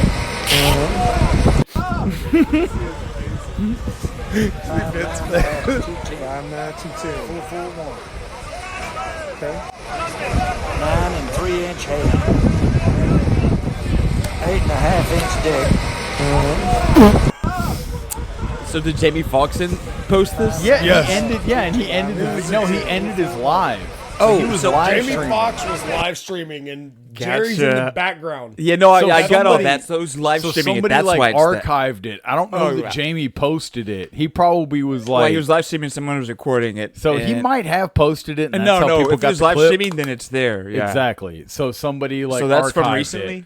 Yeah, Like- that was it. Like I guess. I mean, I suppose. But That's- either way, it's that's still funny. hilarious. Pull it up. It might show Yeah. a timestamp or something on like the original post. It could have been this. It could have I been mean, last it's- training well, camp. We're getting 11 weeks. Or click original audio. That's it. That's the best way to tell. yeah. Okay, yeah, that's them. They posted it, so they could have gotten the audio. So here, play it again. Yeah, I bet they ripped. Honestly, Yeah. yeah, they just made this and they ripped it from his live stream. Sorry, I just So at least 11 weeks. It seems like most of them are 11 weeks. Yeah, exactly. Man, It was that's posted funny. 11 weeks ago. 9, 2, 10. 8.5 8 and a inch. half inch. Hang on, that's and funny. dude, no, hang on, go back to it. Go back. Click comments. Look, hang on. Look at the comments to the right and Oh, scroll no, I was down a just little reading bit. those. No, right there. No, it was right Oh, there. right there. The third one from the top. No, all the way back up, Pitts. Right Yes. Look, read that. there. Read it, Pitts. Matt, read You it. read that. Read that. Read that in time Trump out. voice. It's gotten 14,000 likes and 14,132 likes. The first comment says, "I remember." It says, "I remember my little league coach went to jail for measuring our," and then he puts the eggplant emoji, and he says. He did say they do the same thing in pros, and then he said period, and then he said, I guess he was right. But Dude, the one below that's got 76,000 likes. It's insane. Exact measurements is insane. it is. That's not even, it is. 8.5. But he's is right. exact. But he's like, but either way, that dude just saying my No, little 'cause league coach that's why went I to was with the one jail. right after it. So he measured the head separately because it sounded like he said. No, I some think he shit was talking about his head. I think he meant his like Oh, yeah. 7 3/8. Yeah. Because he said 8.5. Or he said He said whatever. something about head. He said so. He measured the head. How does bro know the and a half? Half-inch jig. That's what I'm saying, man. I don't know. This is why. This is why. And This is why I don't hang with billionaires. Oh man, that's fine. I don't know how long ago that was, but 11 weeks. That was Yeah, it was when the original came Yeah. out. That But was- yeah, it had to have been during like Spring while or, they're like, the training while they're camp. evaluating Yeah. while they're evaluating players for the draft and shit. coming Yeah, that up, makes like sense. pro days and shit. Because that was probably within the last couple of weeks. Because the draft is next month, April. something like that. It's so Is it? crazy Draft is how usually quick the end of everything April. happens. It's like as soon Life as happens as faster soon and as faster the baseball older you get. season starts. And please don't misconstrue this as us giving a fuck about the Cowboys or anything they do, No, because they're a no, fucking no. clown show. Yeah, good for them. Good for them for doing what they do every third year. third generation Cowboy fan, and I will stand here and tell you now I give less than a shit about them at this point. Yeah. Then the Because Mavericks. they're a clown show. Yeah. Oh well, the Mavericks the Mavericks told Jerry to hold my beer. I'll pretty much always love the Rangers. Or, I'll pretty much never First place not Texas love the Rangers. I love the Rangers. Yeah, I mean, I've been with them. I literally have tickets that say price of the You know ticket they won the was- World Series. was $7. You know they won the World Series. Yes, and I have tickets It was from it back was, in the day. No, they told me it was a gift for my daughter being born. Yeah, they Dude, did. that It was the most magical World Well, Series they won for me. the The game championship. against Houston They when I won was the- born. yeah, the- Because I remember in the delivery room that was finding out that beautiful. they beat. Yeah, well, because I Houston. called you right That as was I was beautiful. right after I had left. I was And getting after that, on I was to- like, they're gonna win the World Series. yeah, I was getting on to Dude. 30. I was getting on to 30 right as the call came They- through on the radio, and I called him and told him They- I was like, they just clinched. They did a documentary on it, I believe. I don't know if it's on Netflix, but I think it might be. But they did a documentary because it was insane. They shouldn't have. Dude, they won 12 games on the road. They they didn't won win a 12. game. No, they I don't won. think. They had to win. They had to win, and they won 12 games. Like I'm pretty sure it was in a row on the road. Like they were just lose or smashing. go home games, right? Huh? Like win or go home games. Yes. Well- Yeah. And they won like 12 on the road. What to make it To into make- the To not They be were the wild eliminated, card. right? Oh, to make it okay, to wild okay, card. to Yeah, make yeah. to The make stretch, it the in- ending stretch. Yeah, I I thought you were believe saying so. in the playoffs. I was like, No. how do you play? Yeah. 12 No, they fucking won straight 12 games games in a playoffs? row. You're to, not like, watching make the the same wild MLB. card to Yeah. be able to like. I got you. I believe that's what it was. No, I mean it was the new rules though with the MLB, they could very well have had to have Yeah. played 12. No, 12 so road the games other in day I playoffs. meant to ask you something while you're talking about yeah. the umpire pitch stuff. Oh, Forgetting the AI part of it. Yeah. But so have they said how many times is there a limit to the number of challenges they could be able to give them? see. That's what I'm. Okay. See, I don't. I think is if the pro. We're talking about batters challenging pitches. I Just think to the way it bring people works- back up. Yeah. I think the way it works is if a batter's at the plate and the umpire called strike 3 or calls a strike on strike 2, and the batter thinks it's a ball, and he taps the top of his head to indicate check it. Yeah. If they check it and determine that the batter was correct, he keeps his challenge. So if the umpire Gotcha. calls Probably another just like, call yeah. that's Like shitty, if they he keeps in his the challenge NFL. again. So now he can challenge it again. So So if they he get makes one 2 challenge bad every at bat. calls, I believe That they that's can what keep it is. playing he's as long as correct- it's right each time. And if he's Like, correct, bitch. if he's It's just a gambling junkie. if he's Pete Rose would be fucked. He was like, "Come on." I believe oh, we that's got what the it head is. tapper coming up to bat. I think. Sure So about that? What was hilarious is that And he's right recently again. Joey Oh, Joey my Gallo was recently at the plate. He got, unfortunately, this is crazy though. This might be like an insane. So Joey Gallo's still Joey playing? Gallo came up as a Texas Rangers prospect. He wanted to Big old slugger. he wanted to play third base, I believe, and then He's gonna be like pitching, right? yes, he got That's moved for out real? of that. I thought Yeah, that was a believe fucking troll. He's gonna For the try Sox? to. No, not for the Or- Sox. He got let go It's by the White Sox. Sox, right? That He was- let go. So here's the thing. Texas had I him. did hear this. Time I out. thought it was fake. And listen to here's my thing though.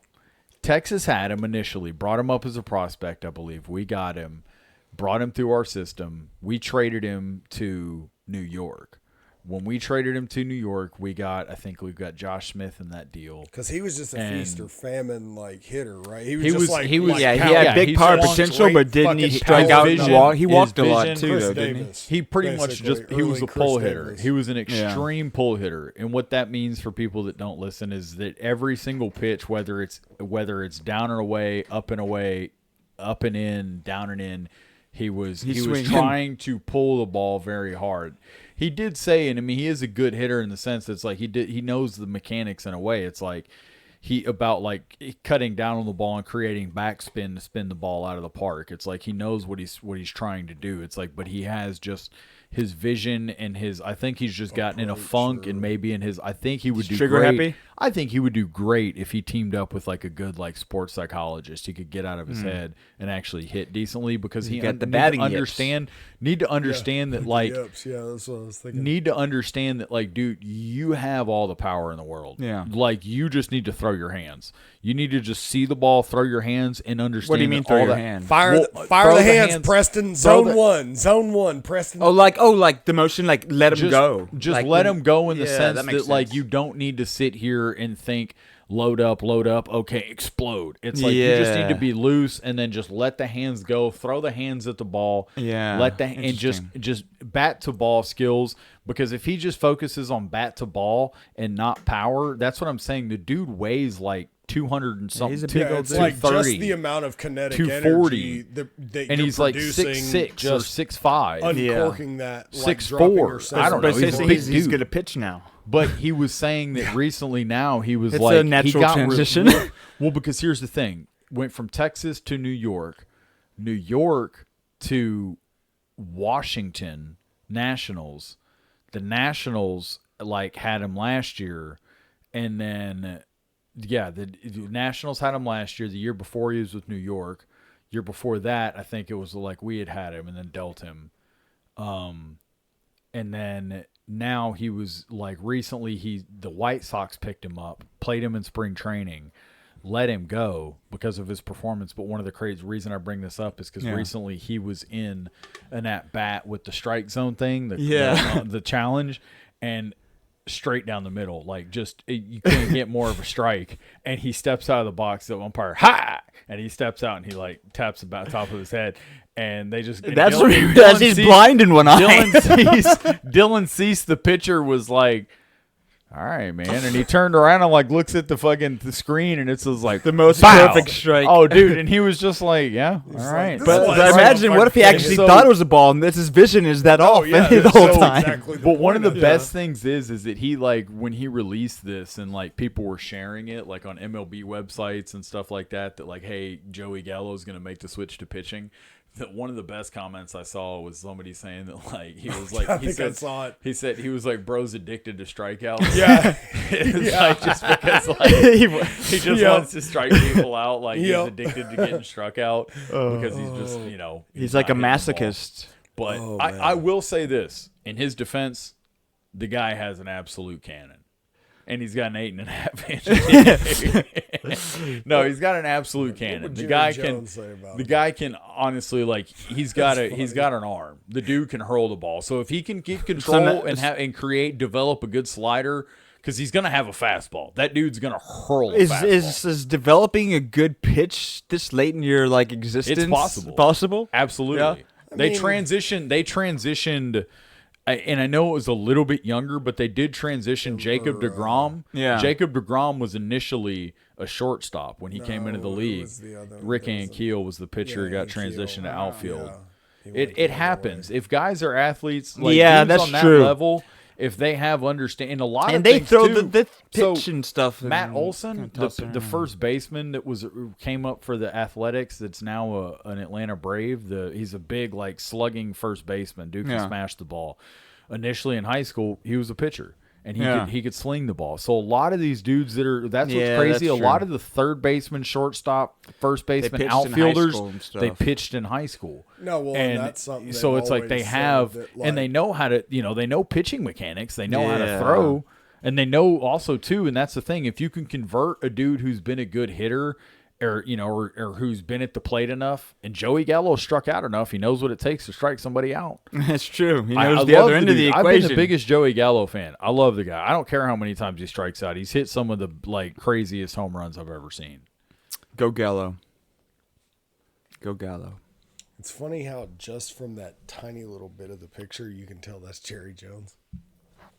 Oh yeah, Yeah. the white hair. And the, Like the, that. the- I'd like the to get some other the shots of chicken McNugget, pink skin. Like, Dude, he does a cameo in the show Landman. Oh, I know. I saw it. You did? Yeah, it was him. Like, oh yeah. You have work by your kids. You just gotta work by your kids. like, You know. what you gotta do is you gotta do like my granddaddy Colin dude. Robinson. So- he was like, you thrive off of the negative show- energy of everybody. It was like you suck the soul out of a fan base. I'll show y'all this. I wish I could Jerry find. Jones is a fucking energy vampire. I wish I could find the He feasts original. off of sorrow. I wish I could find the original. Matt, you'll enjoy this, but I wish I could find the original interview. Oh, you will. You will. How much you want to bet? I I'd like to will. wager. I will. I'll choose wager to that now. bass guitar on it. I'm kidding. choosing to enjoy it now, so there's no way I can't. Were you trying to get to here? I wish I could find the original video, but I did find it. Original clip. prankster. No, this is actually very interesting. Just about how like a mistake became. It was beautiful and it became something iconic. But the drummer for just watch. One day we were in the studio, and this is where I learned a valuable lesson recording. It was a mistake that I was playing on the drums. I was on the upbeat. I'm going. I wanted, because most people want, even now they go on time. It was like a ska. And I was in the studio. I was going, oh no. Oh, I'm on the upbeat. Well, don't panic. Just leave it there. It stopped being an accident. It became intentional. Yeah. Here's the song. Hello, Rider. That's awesome. And next thing I know, with BB, Morris Dickinson, he started on his bass. Boom, boom, boom, boom, boom. It's cool. And then and Lonnie Jordan with this, and then Howard on the up. And then all the cowbell. Yeah, well, but see, we did that. See. But then it was all an accident. So that was just what's neat, is that he was just saying that it was like he accidentally started out on the upbeat and then realized, oh shit, I'm on the upbeat, and then was like, well shit, I'll just keep going. And then dude. And then like he said, eventually at that point, the bassist caught on, whatever, and everybody else, and then they just went on the upbeat off of him. And it's funny how like that wasn't even how the song was supposed to be played. Yeah, dude. It'd be cool to find out, because there's got to be numerous. Who knows how many other songs or different parts and songs are the same kind of. There's a Michael Jackson happens. song where like the dude, I can't remember, it was like the guy who originally composed the like beat for it or whatever, put it together, and Michael like didn't like the intro. He didn't like the like. It's one of his most famous songs. I can't remember. I don't know why I'm having trouble remembering. Thriller or something? Or? No, it wasn't Thriller. It wasn't Billie Pretty Young Jean? Thing. I don't think it. Smooth Criminal. No. Fat.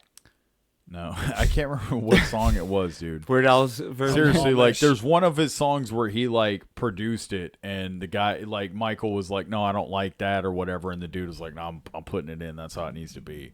And then it's like they stuck with it, and it's like the most iconic part of the song. Like, they've ended up, it's gotten sampled, like, on everything. It's been sampled so many times. But it was something initially that Michael Jackson was like, no, I don't want that. And the dude was like, we're keeping that. Worked out that hell yeah. But y'all want to get deep into conspiracy theory rabbit hole? Y'all want to go talk about David Icke? He's been hitting I told you I did that deep research thing about the most plausible conspiracy theories a while ago. I'd like to see that, but in the meantime, as do you want to pull that up maybe? Yeah. And I was going to say David Icke has been hitting up our buddy Joe. What's he been saying to him? Our good friend Joe here. Well, he's been hitting him up trying to get on his show. Well, what's Do you that know gonna who happen? David Icke is? I'm familiar with the name, but I don't know much about him. He's the lizard guy. He's the guy that thinks everybody is like reptilians. It's Jim ran Morrison, by the Lizard King. he thinks that everything is run Did y'all know by Jim Morrison is still alive? Jim Of course Morrison? he's still alive. You kidding me? Somebody has apparently there's a fucking documentary on Netflix about people that he's still alive. If there's a lie, I'm talking about lizard people. But yeah. Yeah. He No, was the I Lizard didn't. King. I know that Jim Morrison, like his dad, was like involved with like CIA like and shit. The LSD And that was shit, like the all that. well, and that was the initial like MK Ultra. Well, that's where it started, I think, with like influencing. A lot of that started with realizing how they could influence, people you know, through musicians. And exactly. Yeah. Because I think Janis Joplin's dad. What or is this something you was got like here, that. Matt? Tell us what it says. Yeah, Base, I mean, the most- first one is with the 1933 business plot, Wall Street coup attempt, which I didn't even know about And this. so this is the most name. plausible conspiracy theories, the critical Go- wait, analysis. go back Okay, to so I where can you get were- where the you were top. just This, at, though. yeah, but just so you can see the summary of like exactly the analysis that I got AI to do here. So it talks about conspiracy, the summary of his methodology. Okay, evidence-based selection, focus on theories with substantial historical evidence or documentation. Preference was given to case files where official files, reports, or first-hand testimony later confirmed key elements. So yeah, I mean, as far as they've substantiated things as much as possible. So I feel like there's not anything that blew my mind, but I'd never even really heard about this one. Have you? 1933 business plot, Wall Street coup attempt. Read the first line. In 1934, retired Marine Corps Major General Smedley Butler shocked Congress with testimony that a group of wealthy businessmen had approached him to lead a coup against President Franklin D. Roosevelt. According to Butler, financiers and corporate magnates, angry at Roosevelt's New Deal policies, which they viewed as socialist, plotted to raise a private army of war veterans, seize control of the government, and install a dictator friendly to business interests. That supposedly this was actually a real deal. There was a quote by Smedley Butler that literally in that Ian Carroll interview. Yeah. We listened to, he made a quote about him basically being a gangster for capitalism or whatever, or for like the government, like Yeah, that's the thing. like That's the thing. It's funny you bring up capitalism because that's the Or thing. when- Unfortunately, I don't think that's what it was something along, but like I feel like the thing with capitalism is that, like, obviously, I do agree with it. I believe that I do believe that capitalism is a positive thing. But this and thing it's a said that good- Butler thwarted it by exposing it. So if anything, he was the Yes, good guy. because that's what he said. He was like, because that was when he came out and said that basically I was a gangster for these, or like an employee. Like, you can look up his exact quote about basically being like he was like, he used the quote in the Rogan interview we were listening to. But that he went in and you know, basically like did the strong arming stuff like that, but he did it under the, you know, He thought wasn't was actually doing- trying to lead a coup he or anything thought, like that. He Yeah. thought he was doing the right thing. Yeah, he thought he was doing it the right way. I just typed in Smedley Butler quotes. Wars of You can click images too. That sometimes is easier. I was gonna say, what were we? Just talking about what was the business coup? Yeah, Wall Street business. So The business plot. 1933 business plot, Wall Street coup attempt. Which that was just educational for me more than anything. Here it is. It says Smedley Butler famously described himself as a racketeer and a gangster for capitalism after his military career. That's what it was. yeah. Oh, it was something you brought up. That's what I was gonna comment on. You said something, and capitalism. Yeah. I think that's something I'd like to talk about because I Capitalism? think it's a good I think it's Okay. a good talking point in a sense of like, you know, because it's largely it's something you see debated a lot and people criticize a lot. Obviously, number one, it's like we already know that. I feel like it's already been a super popular thing for the majority of Americans to criticize Western culture and to criticize our government, and that's fine, and I'm all good with it.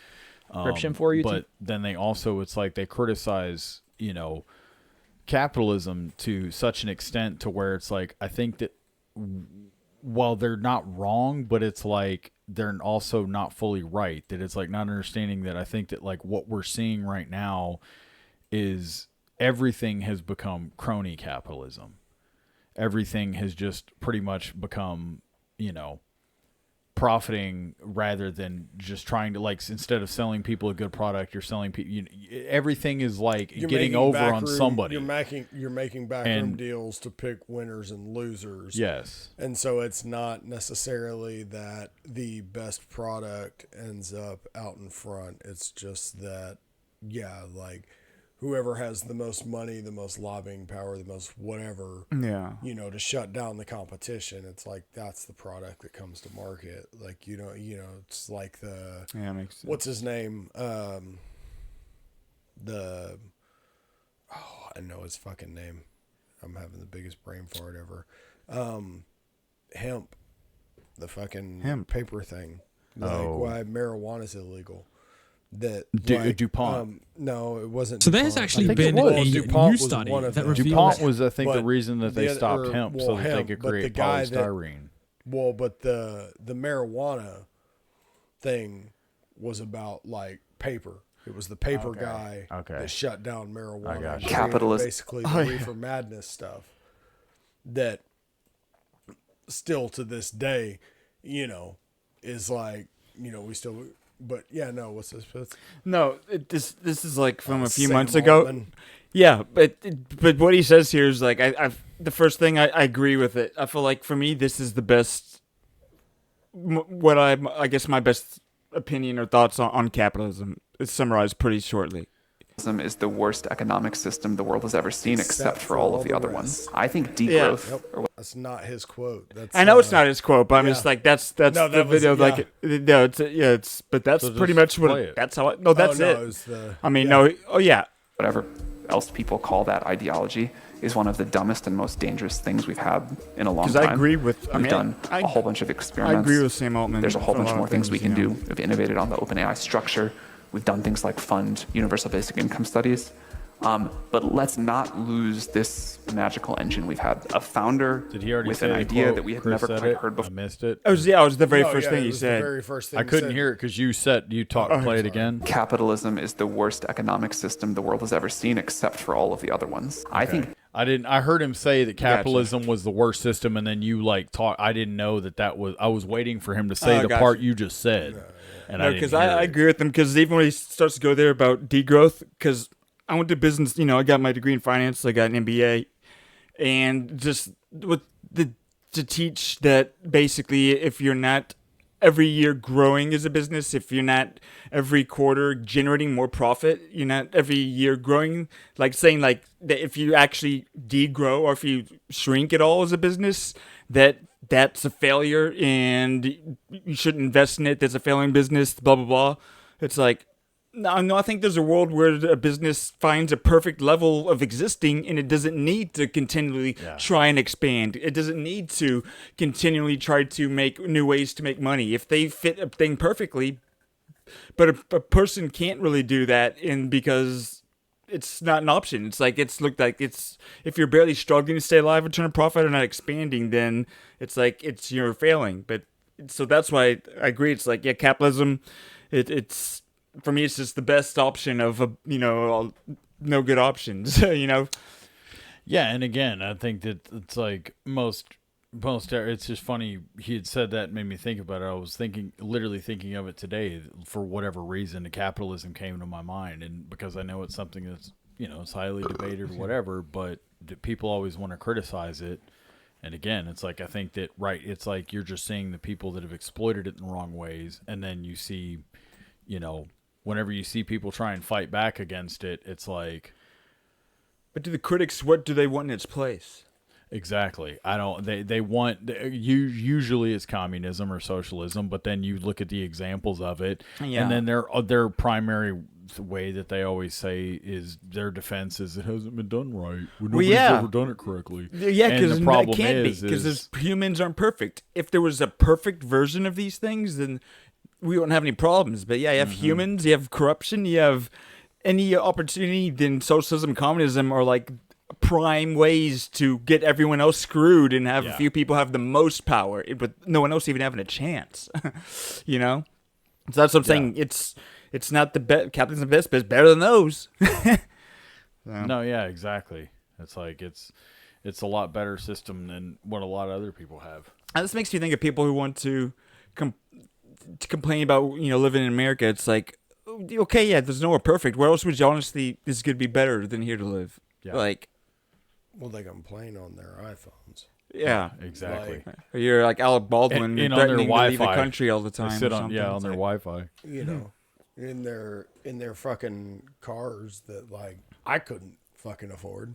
Yeah. You know, and it's like, but at the same time, just And like, it must be nice they can find all these reasons to be wealthy fucking enough shit on it to even but think about I'm leaving and not, live comfortably you somewhere know. else. And I don't. Yeah, it's like it's an entitlement. It's one of those. It's like Maslow's hierarchy of needs. Yep. Where it was like the only reason you're fucking complaining about it is because you have the luxury to complain about it. Yeah. 'Cause all of your fucking needs are met, so you have to look around and you have to. I be tell you like- what, dude, you have to look around and think. You know, what is it in my world that I am discontented with in this moment? It's like, Yeah, oh, we that manufacture right there. things to be It's like that's not a unhappy fucking about. problem. Like, yeah, Yeah, man, yeah. And that's exactly what it is. Or that, people that, where they resent someone that they've met in their life that they like will direct things like where it was like a Christian. Yeah, like, Or that like, Christian was a this pastor who was person robbing blah, people. blah, It's like, blah. And that's so not all Christians. All Christians are this, or all people that are like this are this, or I watched the movie blah, blah, blah when I was a kid, like fucking Harry Potter, because everybody bases their world view on Harry Potter now. Basilisk. And it's like, oh, yeah, you fucking so-and-so. It's just like Harry Potter. And it's like, they project everything onto whatever it is that's, Yeah. It's like, that's the reason that I can't, And, yeah, it's funny that you pulled that quote up because that was one that I was actually going to bring that up when he was talking about capitalism, was because I think it was I can't remember who it was that said it originally, but that's literally what he said, was that it might have been a Milton Friedman quote or something like that, I think, because it sounds like some Milton Friedman type shit. Yeah. He was like, yeah, capitalism is the worst system there is, but other than all the rest, right? Because there's no other, because that's the other quote, is that there's no other like system of governance that has like lifted more people out of poverty than capitalism. There you go. I was gonna say different subject, but yeah, no, it was good. Y'all pretty much that's exactly like what I meant. Good is job. that it's like bring up the What else capitalism. would they also debate. have to stir the pot up? Stir the pot. Another little subject. We love the Matrix. We were talking about it the other week. That's true. We fucked up. We said 98. It's 99, which should be obvious because I'm pretty sure It should be. we covered 99. Yeah. I'm honestly, almost positive. I need think to- we covered 99. And I keep thinking to myself, I need to make a And- spreadsheet where I log everything so we Yes. don't.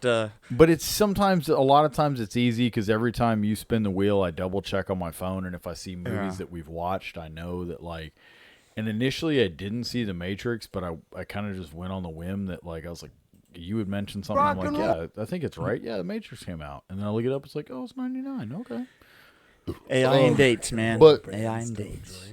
But have you guys, there was an interesting theory that I had recently heard, and it was in regards to the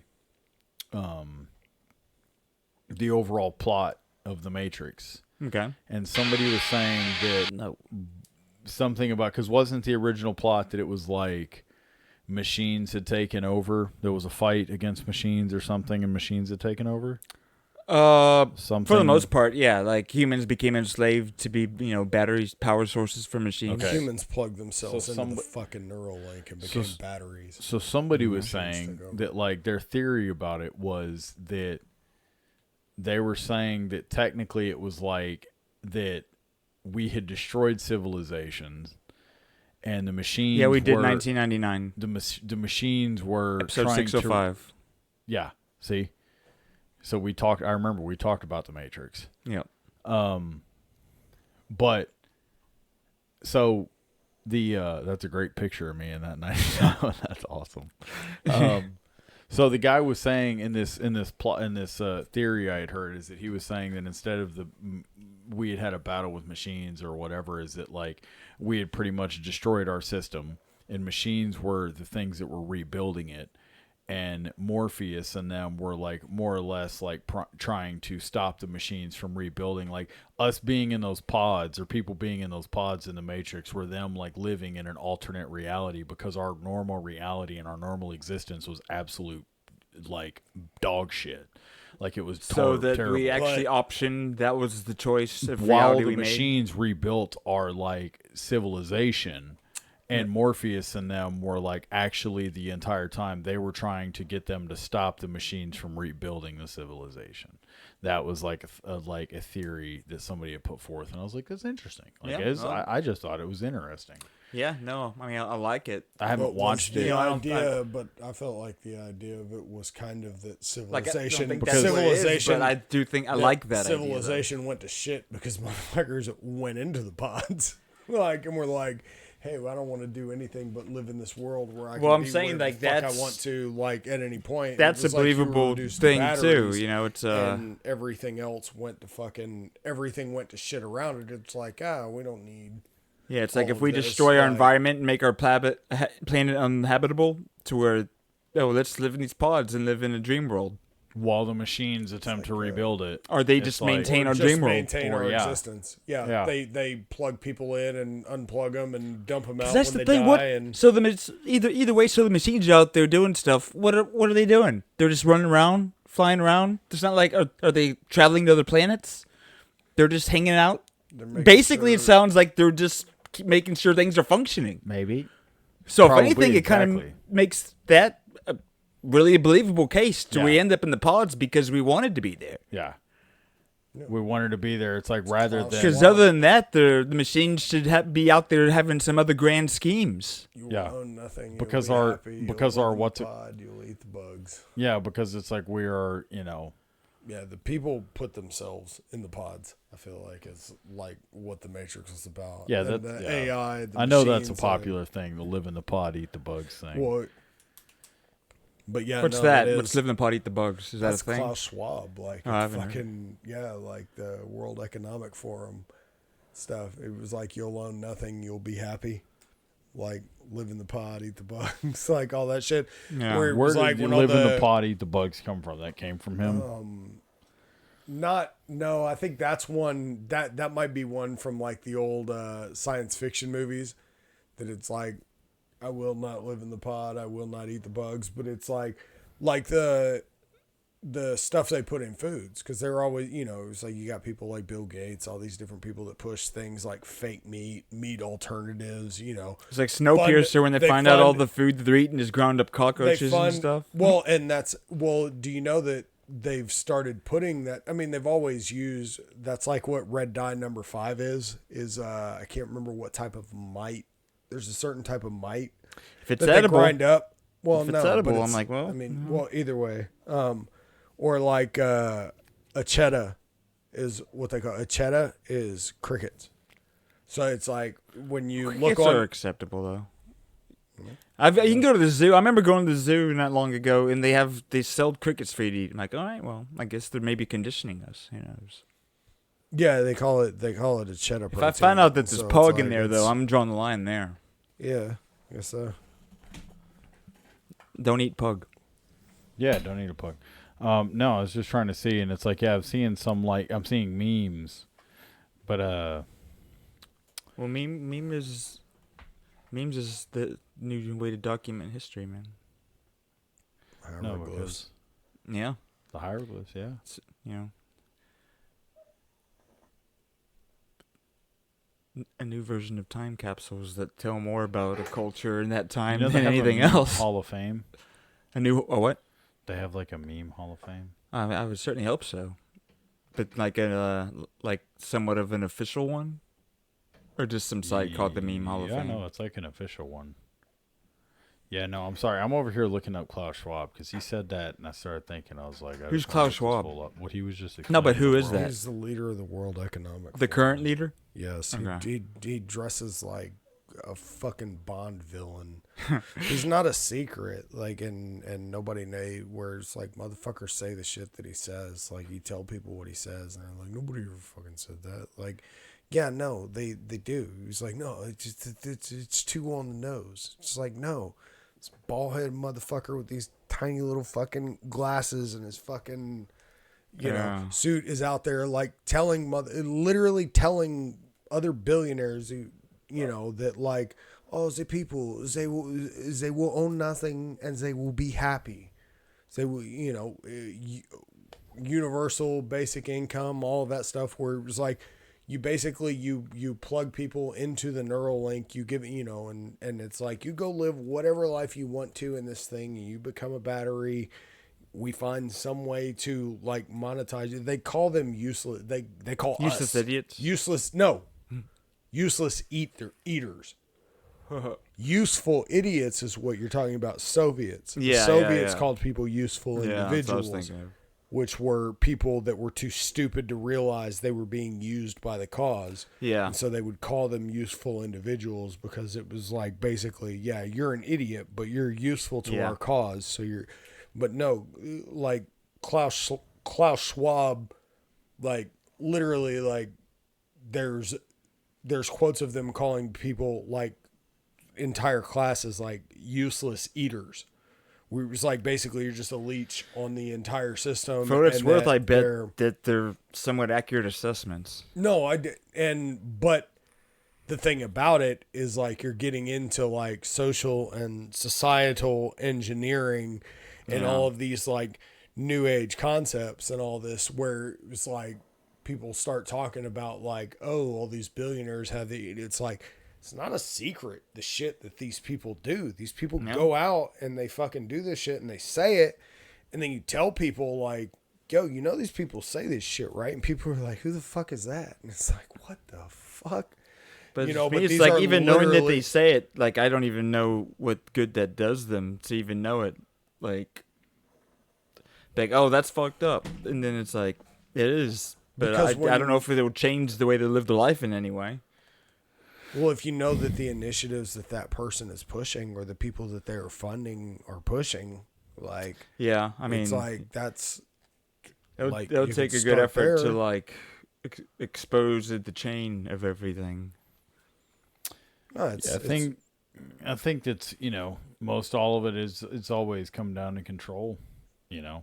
Regardless of anything, at the end it's of like the it's all been, it's everything that has been done has been out of control. Even like with what we've talked about with Patrice O'Neal before, with, you know, hey, take your shoes off, get on the plane, do this, and it was like everything's just tightening your grip of control in a way.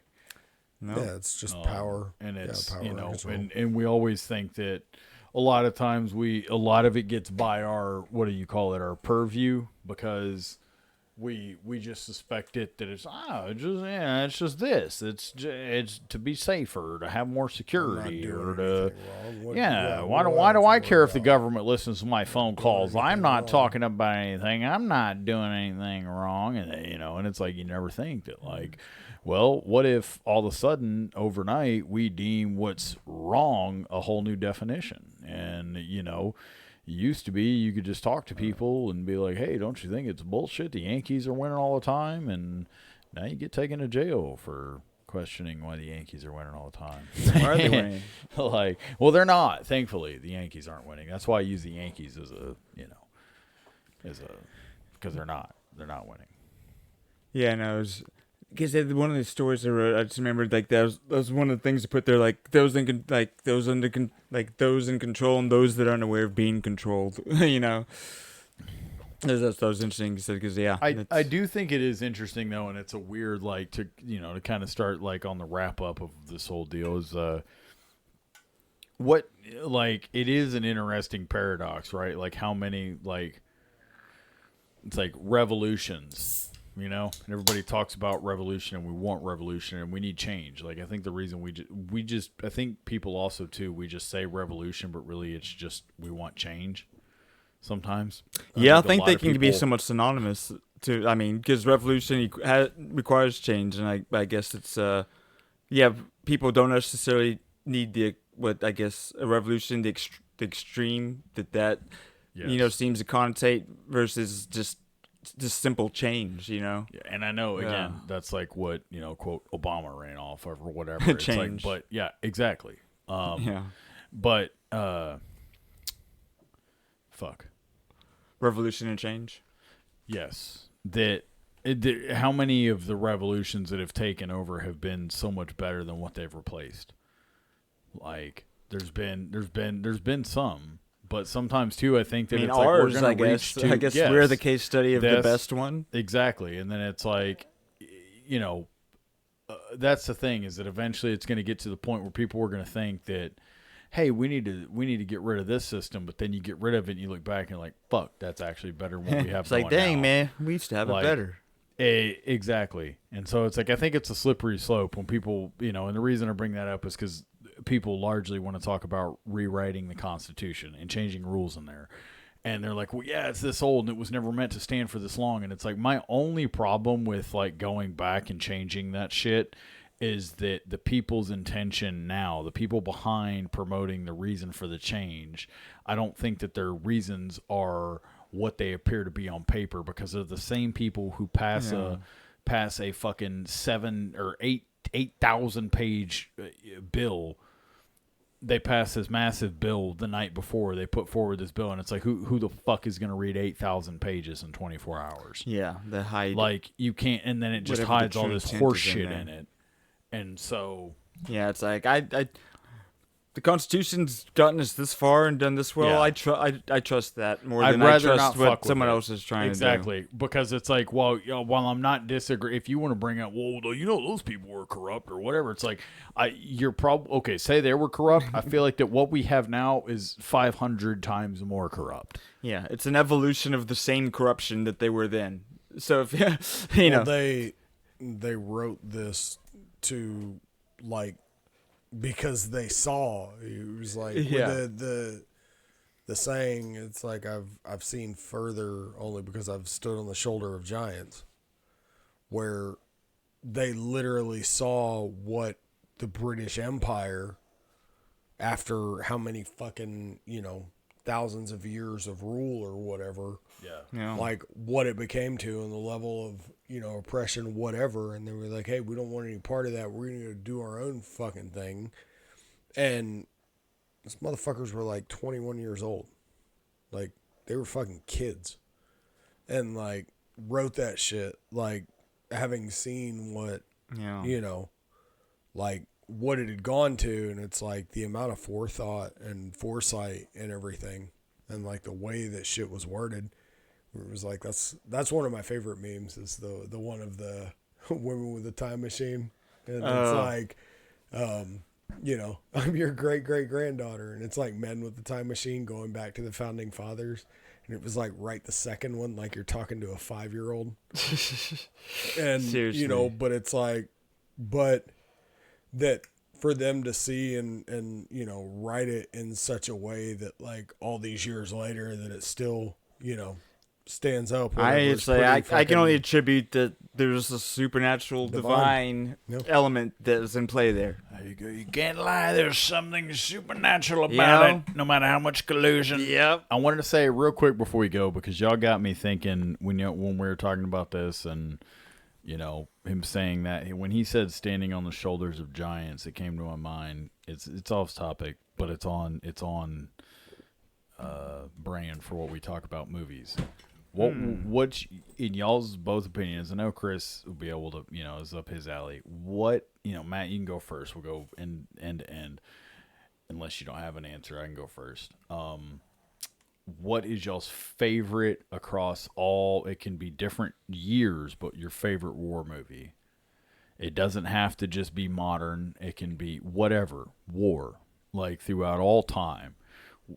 What is your favorite movie that depicts, like, the style of war, I guess, you like, and you feel like it depicts, like, the most realistic warfare and the most, understandable and relatable, like what you imagine it would be like, and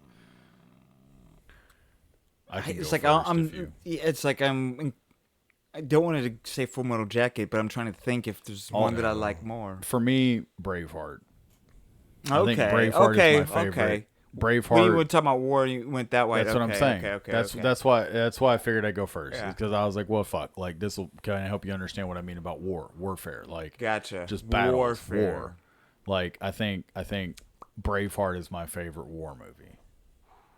Because it was like one of the first ones that I remember, like, actually really understanding, like, oh shit, like what the whole plot was and going on, and my dad let me watch it and shit. And I was like, it's fucking cool, man. Like, so I was just curious if y'all had what, I know it's a hard question. There's a lot of them. I haven't. There's Born on the West. Or not Born. And there's, I'm bad. There's All Quiet on the films, Western Front. The I haven't new one, the old watched one. Enough, honestly. Black Hawk Down is a great one. It's like, man.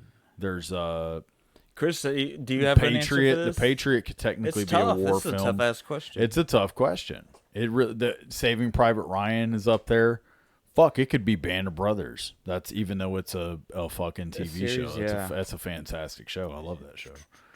The Pacific. Then the Red Line was really good. I mean, there's so many really good ones. The Great Raid, I think, was a good one too. What was that with Mel Gibson? Wind Talkers or We Were Soldiers. We Were Soldiers was good. Dang, yeah. Hamburger. What was the other? Full Metal Jacket was good, obviously. Yeah, that's the one that what was the other. Think of first. Is Full Metal Full Metal Jacket was a good modern. I it like was the most relatable. I like that modern, one just because I liked how it dealt with the just the boot. The mentality, the grunts, these jarheads going through, and then what it's like after, and then just I guess the way it's more is marketed almost to an extent. Yes. I mean, I'd say Full Metal Jacket, but I feel like it's a placeholder because it's something for me to think about deeper. There you go. Yeah. Because, I mean, there's so many great, like, when you think of it in the grand scheme of things, it's like war. Like I said, it does. That's why I said Braveheart. To me, Braveheart, it's like, it's a battle. It was war. Like, the whole fucking movie is about war. Like, and struggle and battle over territory and land and stuff. And so it's like, for me, just I because can just of ask the... a friend just to see if there's some I'm not thinking of. Let's see, what are just to see what it says. Maybe The Kingdom, but that's not a war movie. I feel like that's more of a... Yeah, that's more of like a investigative or like a... Well, it's a... Yeah, like, I don't know. Right? It's like something I've like kind of thought of. It's like, I don't know. Like you saying that made me think about it. And it's like, I just think that for me, Braveheart...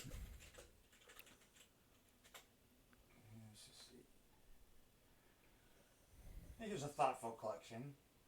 Saving Private Ryan, that is fantastic. Schindler's List. Das Boot, Come and See. Apocalypse Now, yeah. Full Metal Jacket, Platoon. Deer Hunter. Hunter. Yeah, Deer Hunter. That was an interesting take. All Quiet on the West. That's what I said. Yeah. Paths of Glory. I was trying to think of this one. I didn't care for Hurt Down. Black Hawk Down. That was actually that made me cry. There's a lot of reasons this movie has a very important place in my life. Yeah, it made me cry. Yeah, we watched that the night before his daughter was born. Yeah, and Chris was over here the night that we learned about Tom Satterley interview. And we learned about mucus things. You know that I was in the same movie as the guy in Black Hawk Down, Johnny Strong. That's true. Braveheart. See, there it is. Look at that, Mel Gibson. Braveheart, Gladiator. If we could count Doctor Strange, though. About Hotel Rwanda. Oh yeah, Don Cheadle. Matthew's favorite actor. Don Cheadle. Have you watched this as an adult, Mikey? Not as an adult. Dude, I'm glad you said it. You as really an adult. need to if really? you haven't in a while. Stanley Yeah, Kubrick. Well, that's the thing. So funny, man. Okay. It's so funny. Have you gone down the rabbit hole of the Kubrick? If y'all have anything, and I was asking Doctor Strange as well as asking if y'all have anything to say further on this, please feel free to input anytime. If you feel like you're like, this is my favorite, cool. But if you've gone down the Stanley Kubrick like fake moon landing rabbit hole, I mean, I'm aware of it, but no, I haven't gone down the rabbit hole. It's honestly, I know that it could be, it borders on the line of like total schizo shit.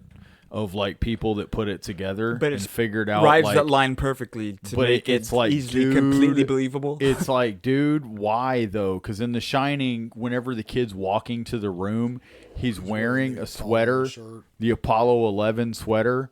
He's wearing it. They're just filming it the and, other like, day. and like the fucking room numbers, I think, were also like significant. And then whenever he's in the kitchen and he's talking to the main like maitre d' or whatever, that's like handing him off the how to pretty much winterize, like how to take care of the hotel in the winter. Because that's why they were saying there. that Stanley Kubrick placed little hints in The Shining. That he did Like the Easter moon eggs, landing. Yeah. That he let faked people it. know That he that, faked like- that he was behind it. I wonder And why so, they picked The Shining. So there's even Because it was a Kubrick movie. And No, Kubrick yeah, I'm just trying to filmed think when of it was fucking- probably the well, timing. Well, I know. I'm just trying to think of the Probably timing. the timing, I between think. the movie It was and probably when the that most came out. recent. It was probably the most recent movie to Filmed in a his- Hollywood basement. What was Supposed his to most? be the Final Frontier. It was probably his most recent movie to, that happening to the moon landing stuff. It could have been one of his most recents to the whole moon landing, potentially. I don't know. Because I But- wonder how when that was initially birthed, Or it that could have been him- far. or if he it knew could have that been there far was a enough thing, away. and It could have he been far enough away. and he intentionally played on the fact that people thought that. Potentially. Either way, it makes it to where when you look at the videos of people that put it all together, for instance, there's a scene where like the maitre d', the head guy that's like handing the place off to Jack Nicholas or whatever, Yeah. or Jack Nicholson, The and- golfer. I always say this. The I always forget. golden This is bear. the second time. I always forget. Jack Nicholson. I always forget it's Jack Nicholson. But whenever good. when they hand the place off to Jack Can't Nicholson get and his Jack and his Nicholson girl, it's that guy. Like there's a scene where he's standing there talking to the boy, and behind him is a wall full of, was it the fucking Astronauts. like the Tang or whatever, the tangerine, like Tang, the fucking yeah. Tang. Yeah, It's like the astronauts drink. drink it in space. Yeah. Like there's a whole wall of Tang behind him. Like there's an entire, it's fucking obvious. It's just like, look at all this Tang. Like there's other stuff. There's like random shit. Dude. If I had to die for a word, Tang. shout out Full Metal Jacket. If I had to die for a word, I think that word, what would he say? Tang. Poontang. Poontang. Animal mother. Yeah, I know. I remember. So They're that's doing the. because at the same time, maybe he just liked Tang a lot. I think. there So, were too but many do you things deep in that down movie. believe it was a hoax more than it was true? Do I believe it was a I think hoax? you do. Yes.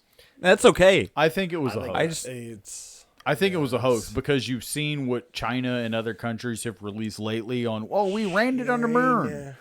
And it's like, it's dog shit footage. You don't have like, it's not good.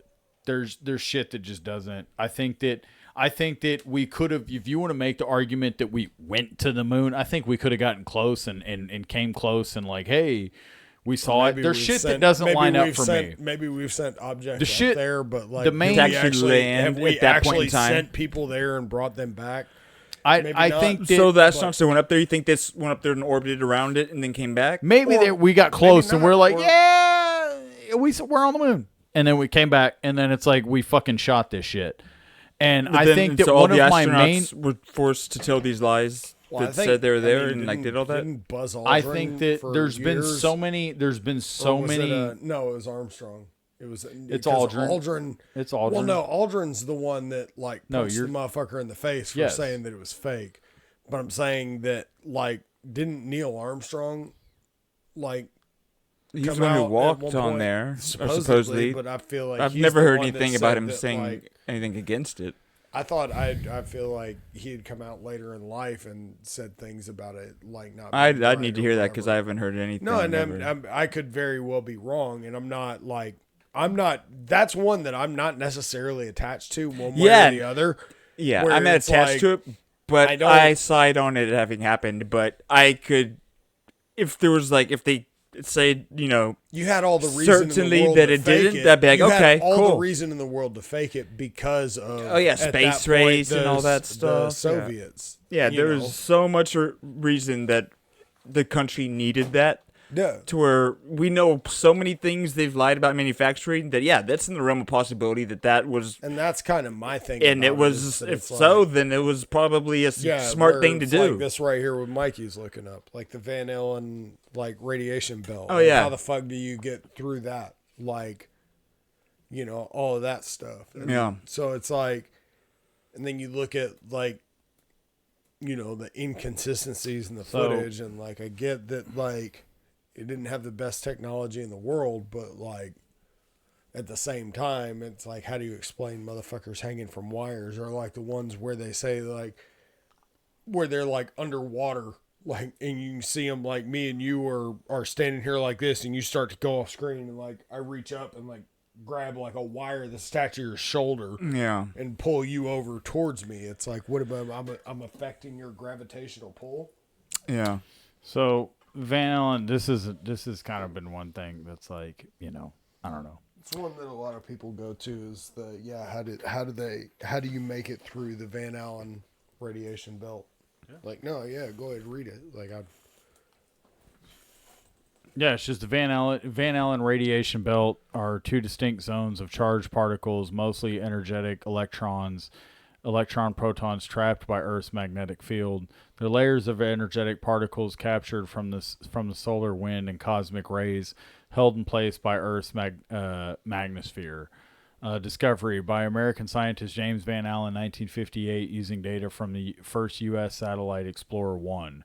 Two main belts. Inner belt approximately 1,000 to 12,000 kilometers, 620 to 7,500 miles above Earth's surface, primarily composed of high-energy protons. Outer belt approximately 13,000 to 60,000 kilometers, 8,100 to 37,300 miles, primarily made of electrons. So at the widest, you're looking at what, 37, 70, it's like, fuck, what, 42,000? To the moon? 42,000 miles wide is how wide the belt is. Occasionally, during strong solar activity, a third temporary belt can form. They can fluctuate significantly due to solar winds, the geometric activity. In short, the Van Allen space belt or the Van Allen belts act as Earth's natural radiation shield, affecting space missions and satellite operations. So,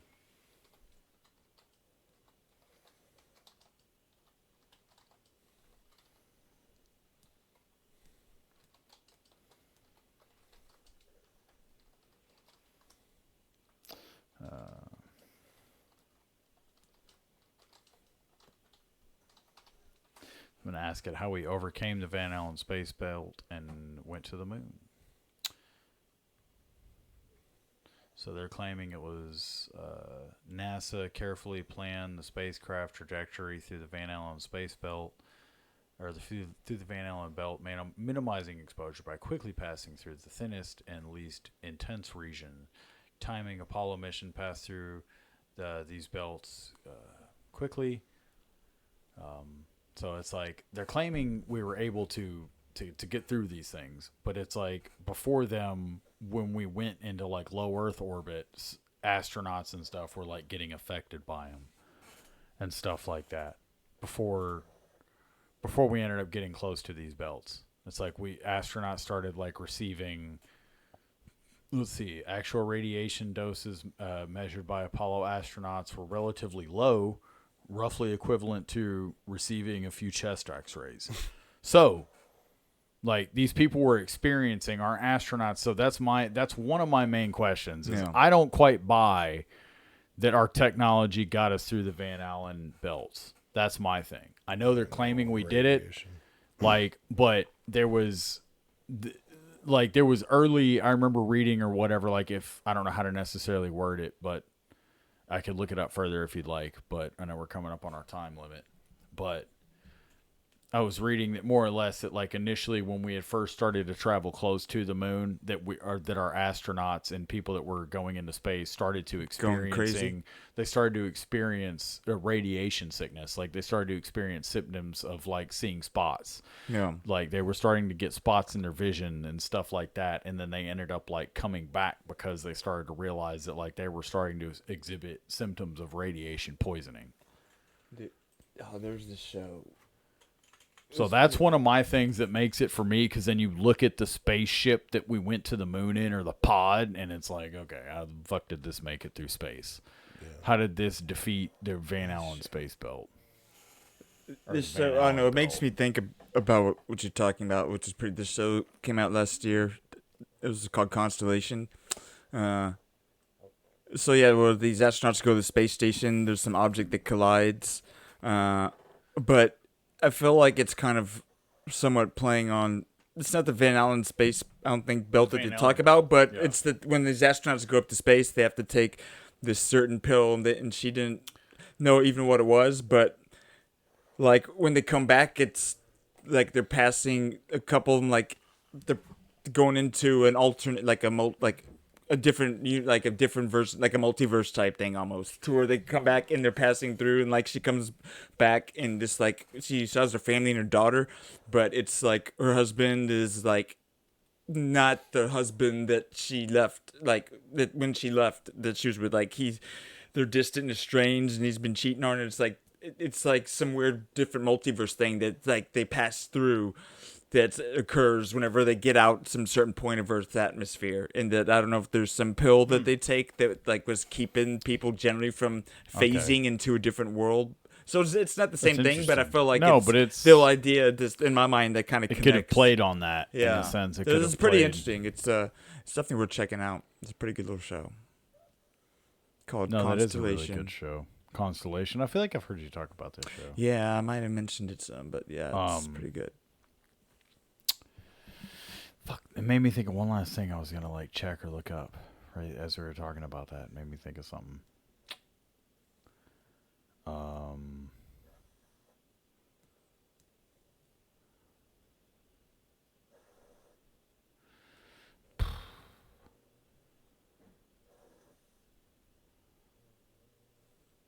What was it? Potato, what was it? I was gonna look it up. I was about to grab this and like and scroll to look something up. It was about space, and it was about like what we were talking about. It's the final frontier. The moon landing. Yeah, I don't. Van Allen radiation belt. Fucking Stanley Kubrick, Jack Nicholson. Yeah, no, I don't. Dan Marino. Dan Marino. Yeah, no, I don't know. Either way, you should definitely. There was a. I don't know if it's still on Tubi. Get yourself a space belt. I don't know if it was on Tubi, but there was a documentary on Stanley Kubrick, and it was pretty interesting. It was like about like his like just a whole theory about the moon landing, and it kind of went into it. Even if it's not on Tubi, look for it somewhere and do you know. No, it really is an interesting. It is. I mean, I like Stanley Kubrick a lot, so I'd like to see it. Yeah, and too, because it talked about like not only that movie, it talked about Eyes Wide Shut, and it talked about how there was a lot of like subliminal messaging in Eyes Wide Shut, and how people feel like he was alluding to like his experience his experience of Hollywood, and his like the people feel like he was pointing it directly at like shit he had seen and been through and like understood about Hollywood. Orchestrated. And it's like they were my parties. Yeah, could have been. But yeah, no, so either way, it's just a really like interesting rabbit hole to go down, because it's like whether or not it's true or not, it's still fascinating. Remember the previews for Eyes Wide Shut. Yeah. Stanley Kubrick's haunting final masterpiece. Dude, it is actually like it was like that, because they would show very it was like provocative and like very, but it's actually I think it's a freaking amazing movie. Honestly, I think it is. Like, and the title's dude, it's such an amazing name for movie. It's Eyes Wide Shut. It's just like, yeah, evocative is like so much. Just like it's spot on. Old Kubrick. Oh, Kubrick. Oh, Stanley Cube. Let's just wreck it up, buddy. We're coming up on it. Well, I mean, technically, I guess we don't have to wreck it up. Should we not? Should we? Our recommendation, midweek? Our recommendation of the week, a group. There we go. What's our group recommendation of the week? Get yourself a direct energy weapon. The group. Go on Amazon. The group recommendation of the week. Get yourself a laser. Call it area denial. Is tune into the Mikey and Me podcast for Monday morning, Sunday's Monday episode. through Friday. It's 5 to 9. We're gonna be back Saturday with a new episode. So this is Tuesday. This is a double. So our recommendation for the week is to come back and watch us again because we're gonna be back. This is like I said, they were in the area. We're in the area. They stopped by and said, "Hey, let's pod." Had no reason and I said, to be "Let's here. pod," and we're podding, and we're eating bugs. I honestly think too we need to come up with a new name for this podcast. I think is outdated. Oh yeah, it's absurd. No one uses iPods, but it's right. It's why do we say podcast? It's a brand. It's a we thing. Need to stop. No, but we need to start it. What's the new right now? What would we call this? A talk show? Internet show. Internet radio. Thank you for joining our internet talk show. Our digital radio show, the digital realm. Yeah, but I wouldn't call radio dudes. because we're more about the visual. Yeah, it's like if there's not if you can't call it a pod, you can't call it a radio because radio is for a pod. Yeah, I think we're an internet talk show. Okay, an internet variety talk show. Using their language. Let's just keep using podcast language. Call it a digitally distributed media we won't show. Make up anything new. We'll just stay with a podcast. Distributed media entertainment program. Well, no, because digital DDSI rolls off the tongue. Like, DDS died in a program. Would you say a pogrom? Be saying it.